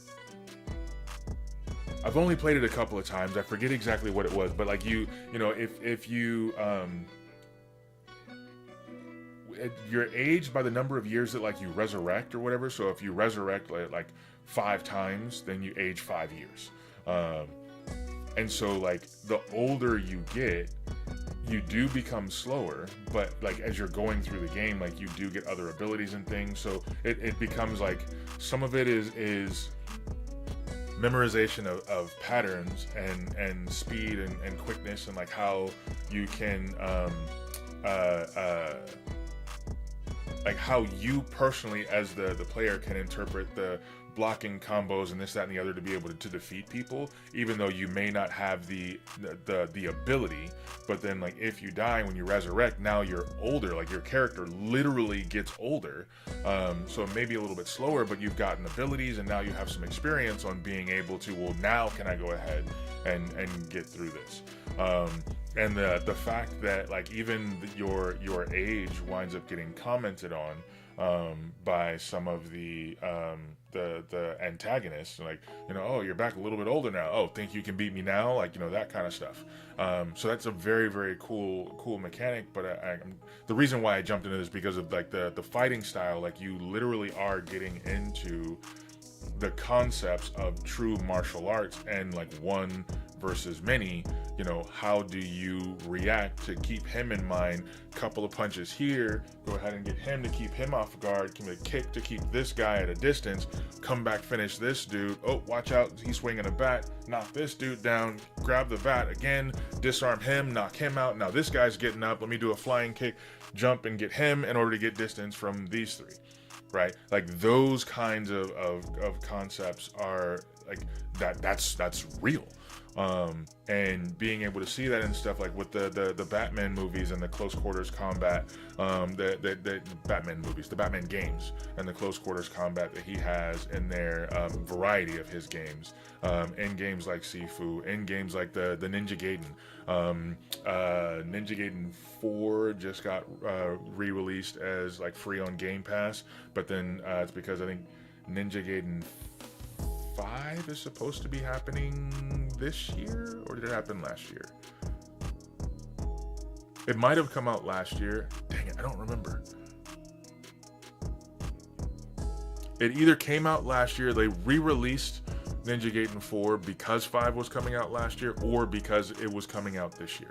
I don't remember. But like again, those sorts of mechanics, because it is just you, right? So it's just Ryo against all of these different characters and other ninjas, and they've got abilities, you've got abilities, you've got throwing stars, and you're going to get different weapons and upgrade those weapons with different abilities. But again, like, how do you fight one versus many, right? Sometimes it might be jumping to the leapfrogging off the head of one person to kind of like knock him out as you go to attack someone else, and then throw a ninja star back the other way while you swing your sword and slice and dice this guy really quick. But then you have to be able to watch out for the fireball that this guy threw from a distance, and all of that kind of stuff, right? So like and that would be that sort of game is the main reasons why I didn't throw those into the fighters, because those are like, now we're coming back all the way around to like the action adventures, like a Tomb Raider, like an Uncharted, Ninja Gaiden, Sifu, Zelda, what else? I mean, heck, like even Ratchet and Clank, and like then now like this is kind of getting into the platformers, but like Banjo-Kazooie, Ratchet and Clank, Sly Cooper, those are definitely going to be like in that action adventure genre of the game panorama, or whatever you want to call it. Pantheon, sure, yeah.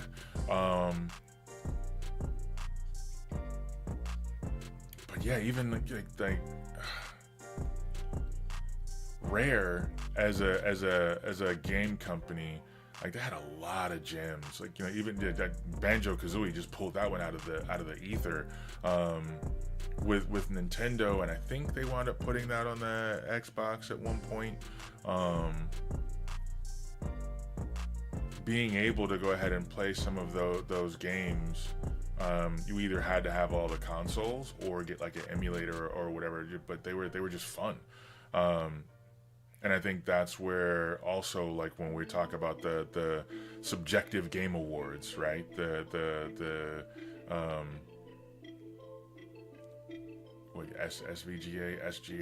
SVGA, sure, whatever, the Subbies.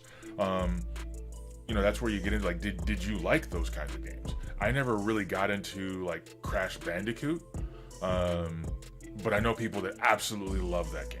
Like they would play the hell out of that game. Same thing with Banjo-Kazooie. Raving Rabbids, like all of those kinds of like just bizarre like out there games, right? But then you got stuff like Plants vs Zombies. Like there's so many like little quirky games that are out there. I think the ability to go ahead and jump into some of that is gonna be it's cool. But I also think that like when you're looking at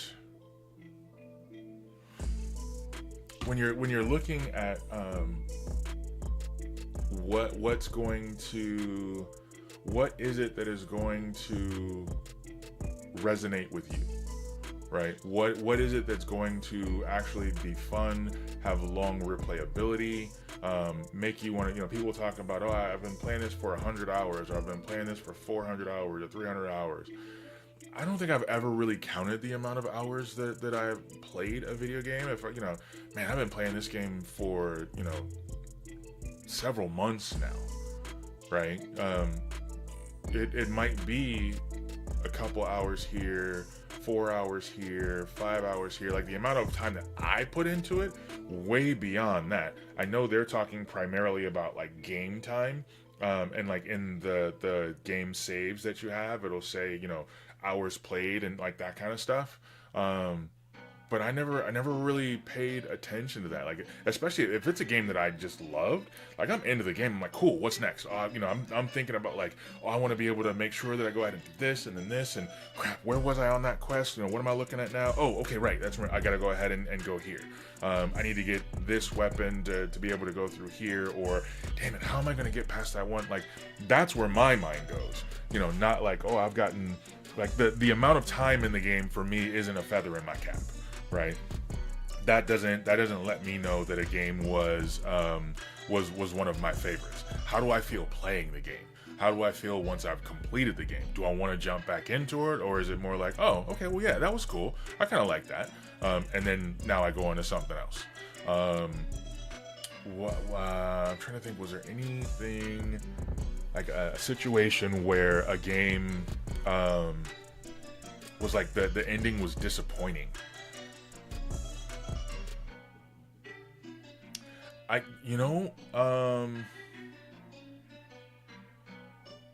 Strangely enough, and this is gonna come through as a controversial hot take, I know, right off the bat. God of War Ragnarok, the ending was disappointing to me. I think kind of because I expected more, and again, like this is gonna sound like a broken record, and I don't mean for it to.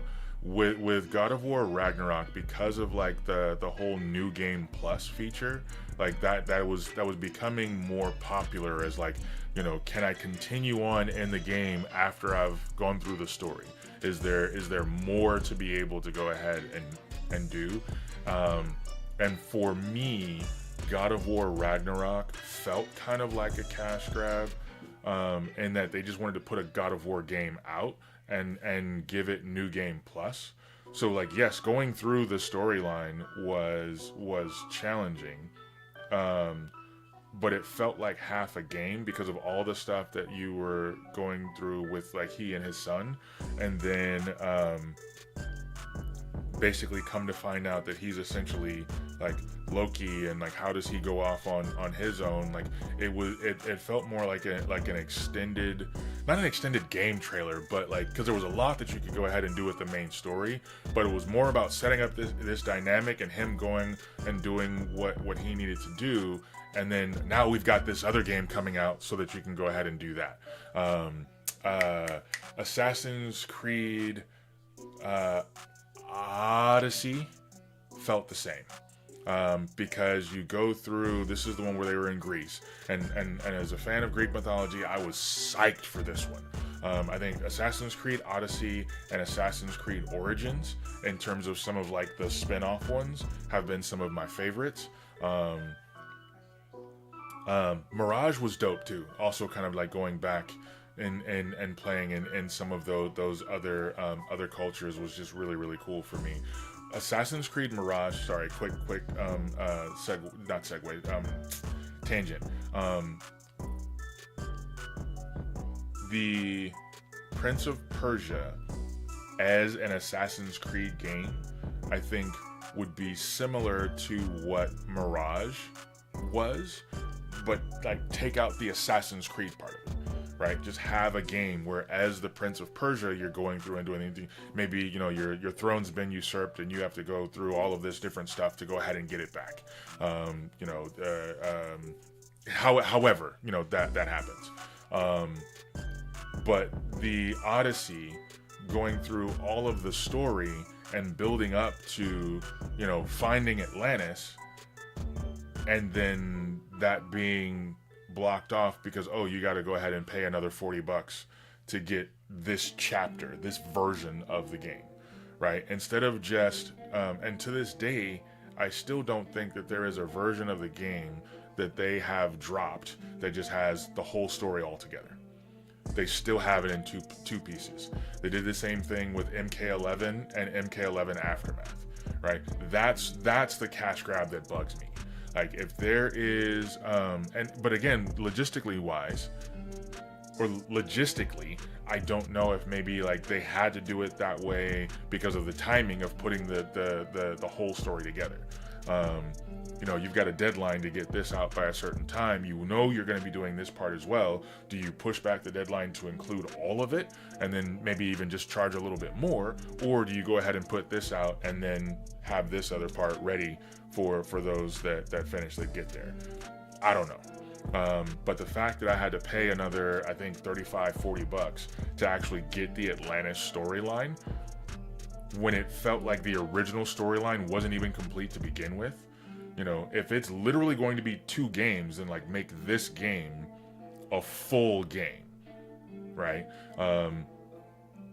So that was definitely disappointing for me, going through the story and like being so hyped for like, cool, what is Atlantis gonna look like, right? They got me with that, but then having to pay all over again. You know, Diablo 4 with the new seasons, having to pay another $40 for just a season of content. Like, it's not even like a whole other game. It's not like we're coming out with Diablo 5, right? And I was psyched enough about Diablo 4 that I wound up pre-ordering Diablo 4 when it first came out, right? To get that game. Some of what I think, like, you know, like if you've got the original game, the chapters themselves shouldn't be that expensive. But again, I'm not the one going through all the time and effort of putting all that stuff in there. You know, if it's $20 rather than 40, right, there would likely get a much higher amount of people wanting to or willing to be able to go ahead and spend that to jump into it. But the God of War and Assassin's Creed Odyssey were the two, like, once I got through the story and basically beat the game, only to be told, oh, there's this other part over here, we just need another $40 to go ahead and so you can finish the story, right? You thought you were done. Nah, there's more. We just cough up some more cash. Give me some more dough, bro. So that was disappointing for sure. But I think the things that were good about that game, like, you know, if you go ahead and pull that together and like some of the other storyline aspects, like make a game complete. And then if you have a cliffhanger, have a tagline or something for the next game, like the next story that you want to go ahead and tell. But if my whole purpose as part of this storyline is building up to finding Atlantis, when I find it, don't tell me the game's over right when I get to the front door, because it's not over, right? And God of War and Ragnarok, like, there was so much built into the relationship of he and his son, and how, you know, his son had like this whole background and story that like he has to go ahead and figure out on his own. but then that's a whole nother game. I put it all together, right? I'm put it all together. If I'm gonna play, this game, 6 months to a year at a time, if I've got give me everything. Right? Don't give me. I'm like this about the way that I eat too. Don't give me. I don't like chicken wings. Don't give me 6 wings, 12 wings. Give me a chicken breast. Right? Give me the whole thing. Let me go ahead and eat, and then if I want more, I'll go ahead and get more. Whatever the next meal is, the next plate. But don't give me these small plates a little bit at a time, like you're giving me crumbs. Just no. Because there's too much effort to get the meat from wings, and there's not enough meat. So you wind up having to, you gotta eat 12 to 20 wings in order to feel like you had anything to eat. Whereas I can go ahead and get a chicken breast, well done, flavorful, juicy, the whole 9 with whatever the side is gonna be. Cool, I feel like I've had something. Good. However long it took to eat that, I'm good. The next time I get hungry, hey, there's another plate coming then. All right, so let's go ahead and go.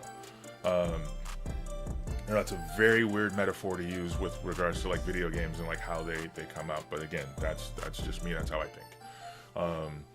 And so when we're looking at because even those are going to be action adventure games. But I mean they could kind of also be an RPG of sorts, because you are leveling up, you're getting new abilities, you're getting new weapons, powers, all of that kind of stuff. It's not just a beat 'em up and you maybe get different guns, right? Like a Tomb Raider. Even playing through with the Tomb Raider franchise, you don't get a health power up. You don't get any healthier, so long as you are able to defeat the boss or the obstacle or get through the puzzle without dying. Any injuries that you get will eventually heal, right? So I wouldn't say that there were RPG elements that way. She is able to fashion in the more recent games, she's able to fashion a stronger axe handle because of tape that she finds or whatever. That way, that doesn't change her ability to use it, right? She doesn't get a whole new ability, a fighting ability. She attaches a rope and now she can use it as a grapple to climb up a wall instead of just doing it one at a time kind of thing, right? So I mean that's where that kind of distinction comes for me. There's no magic spells or abilities that Lara Croft is getting. She's just learning how to go ahead and use her existing tools in different ways. Or all of her gear got taken, so she's just got to pick up whatever gun she gets off of someone until she finds her stuff, and then she's got the twin pistols that she's used to using. So that's kind of where that lies. But on the action adventure side of things, you've got the Assassin's Creed, you've got the God of War, you've got the to a certain extent, you could even go ahead and throw in Gears of War in there as an offshoot, overlap. The Uncharted, the Sly Coopers, all of those sorts of games would definitely be in there. And as much as I loved Odyssey, I don't know that it would be in my top 5. I loved Assassin's Creed Odyssey, but definitely the ending soured the experience because of having, getting right up to the front door. You spent all this time coming up the driveway to get to the front door, and then, I got to pay to get into the house.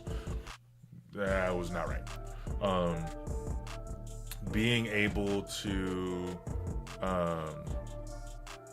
play something like even Assassin's Creed Origins, and again, here's where we talk about the respect and homage and all of that to the source material, to the cultural material, to the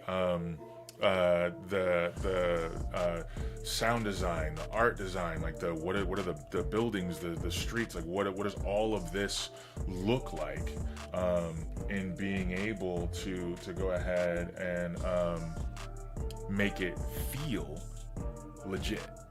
And I think they have done a really, really good job. I haven't played the one, what's the current one where they're in Japan? Shadows. Assassin's Creed Shadows. I haven't played that one. But with that being based in feudal Japan, I have to imagine the same amount of care and respect would wind up getting paid to, you know, that culture, that era of time, and how everything looked, and what, you know, all of that kind of stuff. I think and even like going through history, the thing that is, because this is, as a whole, I would say Assassin's Creed is definitely in my top 5 for action RPGs. Even though there are certain ones that either like I just didn't enjoy or didn't like, you know, flat out or whatever. I think that the thing that I have loved about Assassin's Creed, and why it's one of my favorite action RPGs, is because of the gameplay. Like there's a, you know, again, you know, my all-time favorite type of character in role-playing games is like a ranger or a rogue. So being able to have that style of gameplay, being able to assassinate people from the shadows, being able to avoid capture by, you know, doing all these crazy parkour tricks over the city, and the whole swashbuckling aspect of it all, swinging through the ropes and the rigging, you know, and all of that kind of stuff. Definitely resonates, and the way that they have done the gameplay to accentuate that and allow me, the player, to do that has been great across the board. I think the first one that came out, like, it was such a novel aspect. It only got annoying when they're like, when it got limited to the point where there's only certain walls that you could go ahead and climb, and then they wound up changing all of that around, and really, again, with the technology advances, really getting to the point where, like, you know, you have to think, if you ever had someone who was truly like that, they don't need much to climb up a wall. Like, if it's just completely smooth, if it's marble or whatever, okay, cool.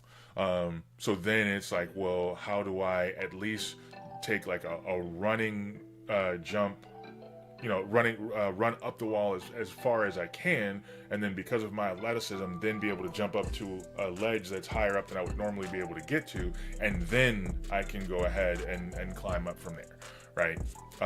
But I think it was either with Origins or Mirage where they changed a couple of tiny things about the gameplay, but it also made it so much more immersive, because you didn't need much more than just a little bit of a handhold to go ahead and get up a wall. And so they had those more strategically placed all around, and it gave you so much more access to be able to do things.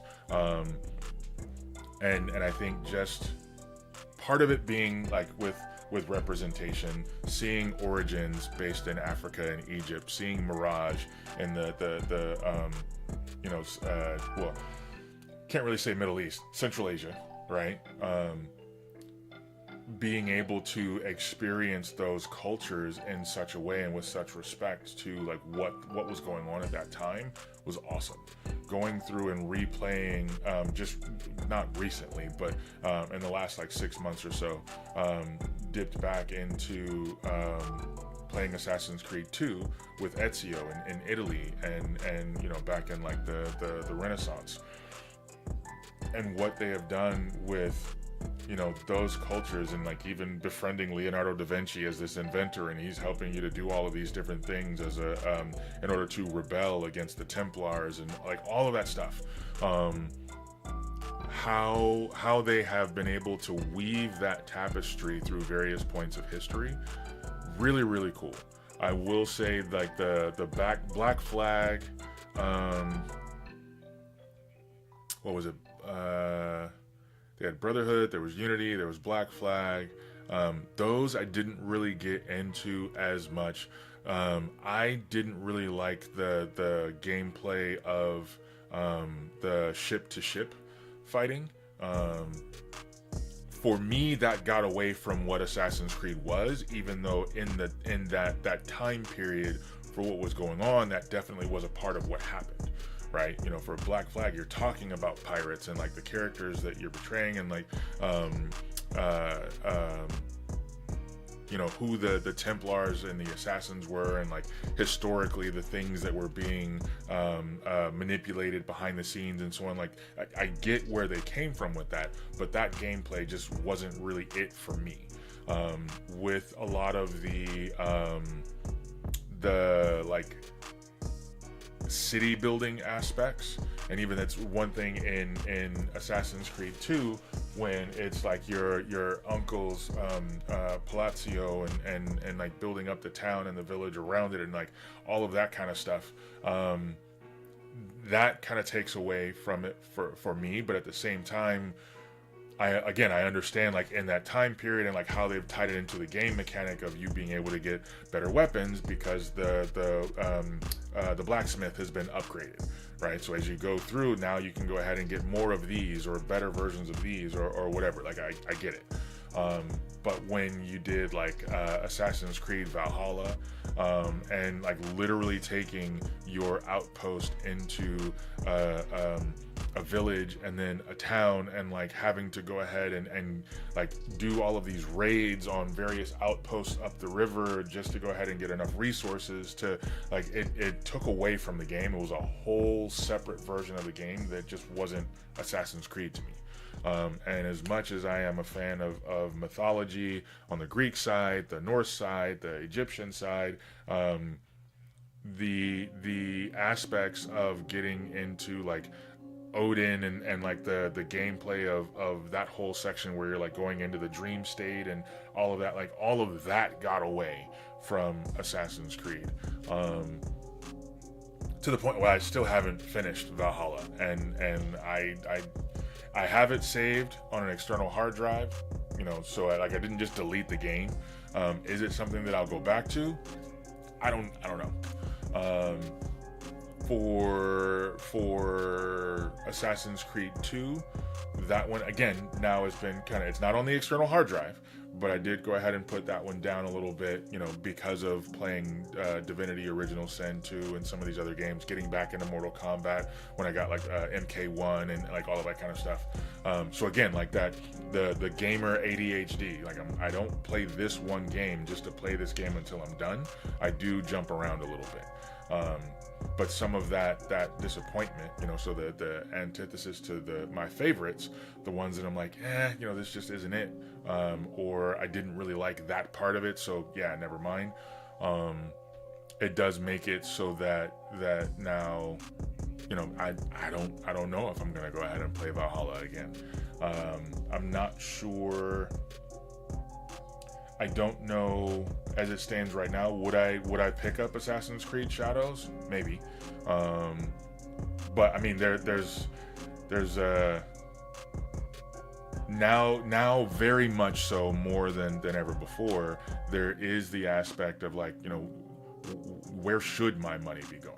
Right? Should I be spending tons of money on video games, or should I be applying, you know, that money to other things? Now, granted, if Assassin's Creed Shadows comes up on Game Pass for free, would I go ahead and download that to give it a whirl? Yeah, definitely. Because that is something like, instead of paying a whole new separate amount for a game, 50, 60, whatever, unless it's a game that I'm like really, really excited about and I want to go ahead and make sure that I own that no matter whether it's on Game Pass or not, that's going to be a little bit different.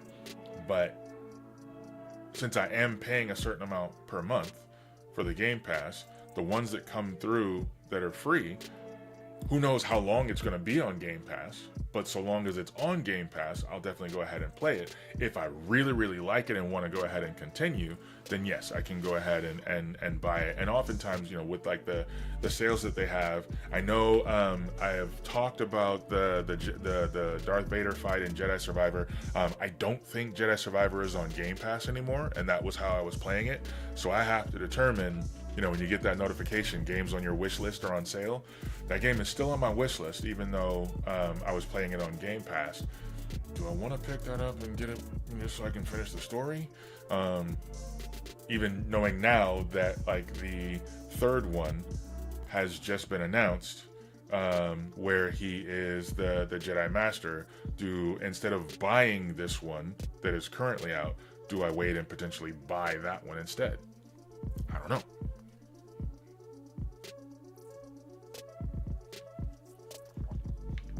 Definitely depends on timing, and what other games come out. You know, as much as I was talking about, even a month or so ago, was seriously looking at selling my PS5, but then they had the announcement that the Wolverine game is finally coming out, which was one of the main reasons why I got the PS5 to begin with. And so now it's finally coming out. I think it's supposed to be this summer or this fall. I think it's this fall. And everything that I have seen so far in terms of gameplay from the game looks amazing and exactly what I was hoping for.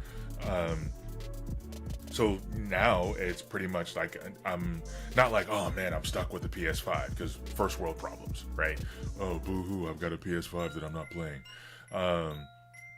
But I will keep that. I'll, you know, make sure that it's updated, you know, whatever. And then when the game finally really releases, now I have to look at, well, you know, do I want to go ahead and order that right off the bat? And just because of my love for Wolverine as one of my favorite comic book characters and superheroes, because of my anticipation and excitement and desire for this game, that is one that I will likely go ahead and I don't know if I'll pre-order it, but that is one that I will likely go ahead and play, like buy and play right off the bat. With regards to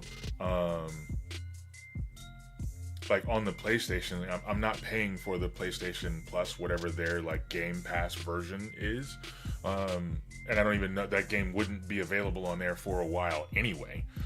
So it definitely come down to being more like, okay, this is a game that I want. I'm gonna start playing this. Let me go ahead and buy it on the PS5.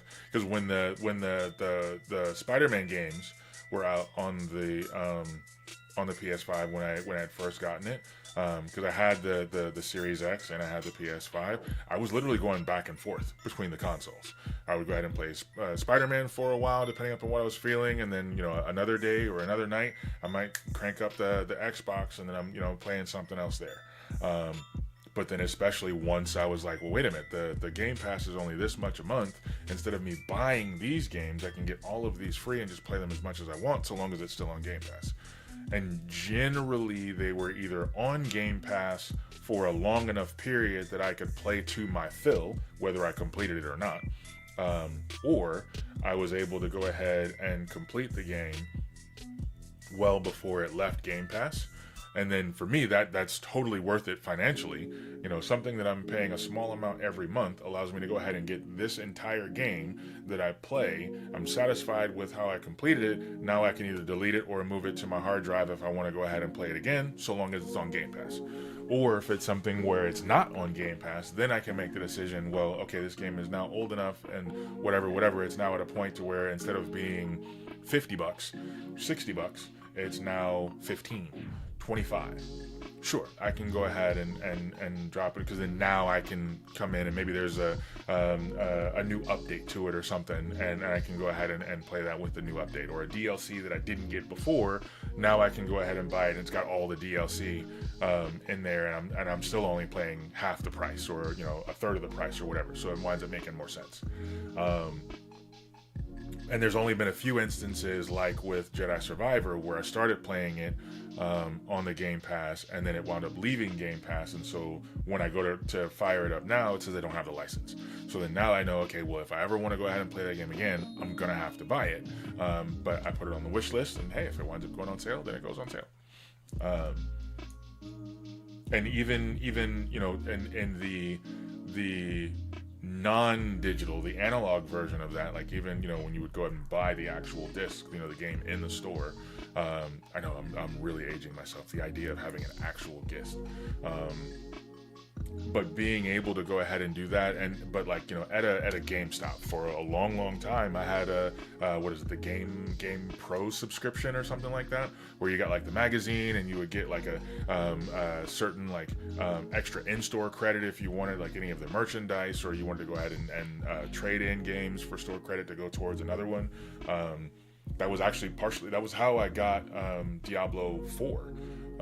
Because I had pre-ordered it to go ahead and get a certain bundle, and then traded in games to go ahead and pay for the rest of the game after the pre-order amount that I had put down.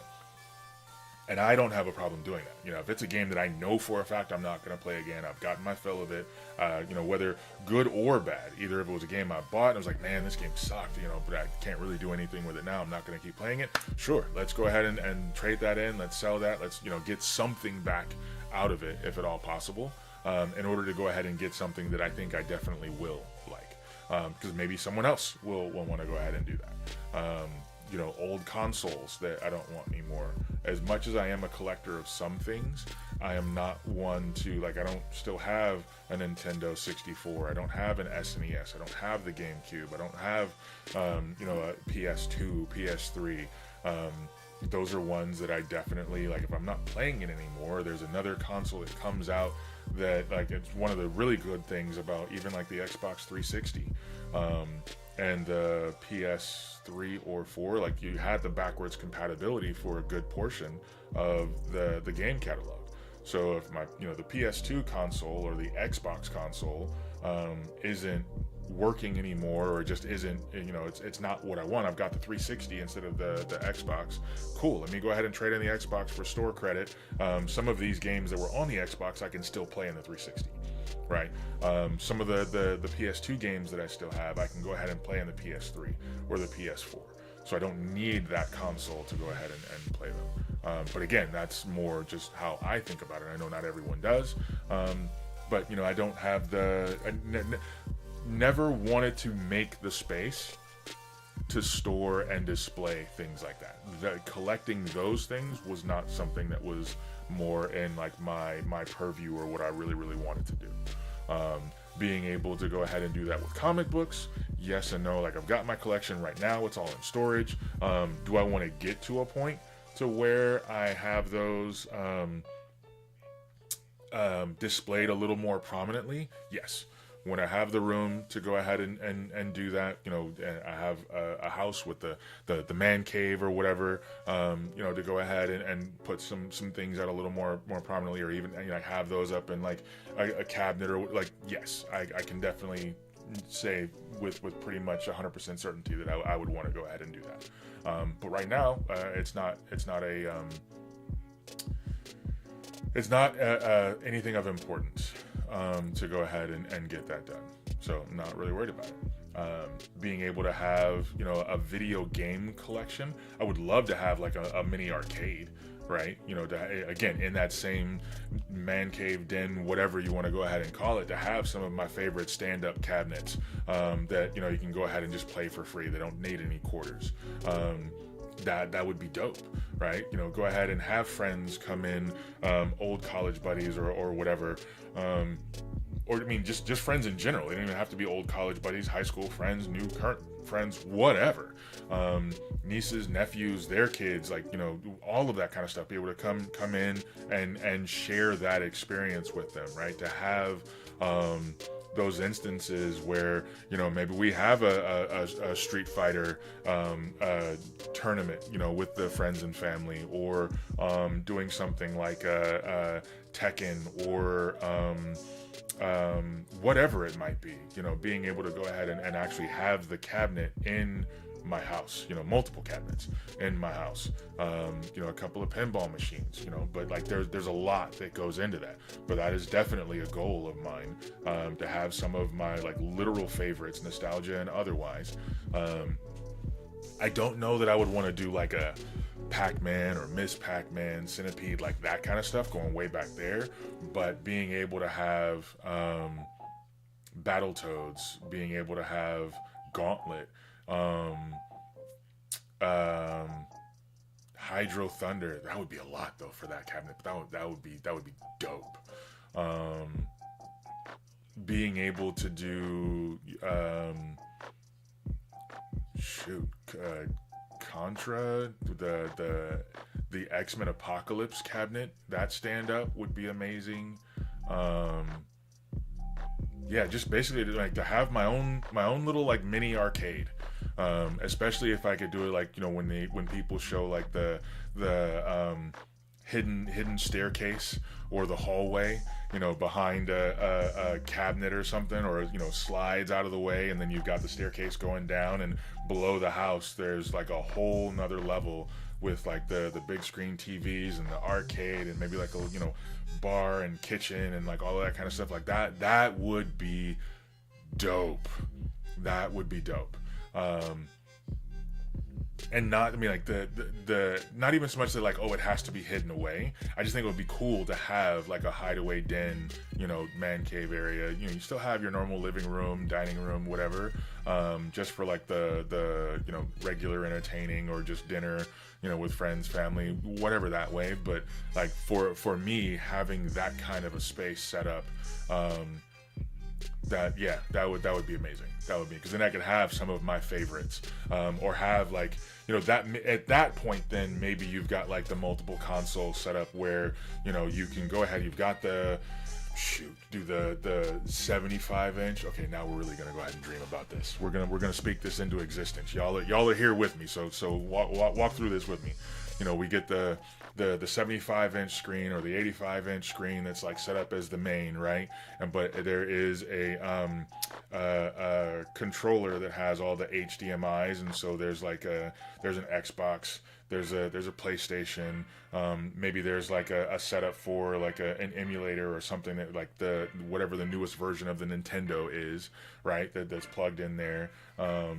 And then it's got like a large enough hard drive that has like the partitioned, or multiple hard drives that are partitioned with like all the saves, so you can always go back into and like load up a game and then play it on like the big screen. But you also then have the setup with like the multiple controllers for each, so you get the nieces, nephews, cousins, the homies, the neighbors, whatever, coming down, and you can do 2 and 3 player, 4 player, couch co-op. That is my heart right there, being able to go ahead and have a bunch of people on the couch with you, talking trash, having fun, music's playing, you got your own food, snacks. Like that's heaven to me, straight up. So, being able to do that, you've got the main, but then maybe there is another TV that's over here in like a side area where people can go ahead and watch a movie or watch sports or whatever. And then over in this alcove back over here, you've got a couple of like actual stand-up cabinets, right? And then, maybe there's like another more central area that has the table set up, like the hexagon table setup, to do like my own version of Critical Role.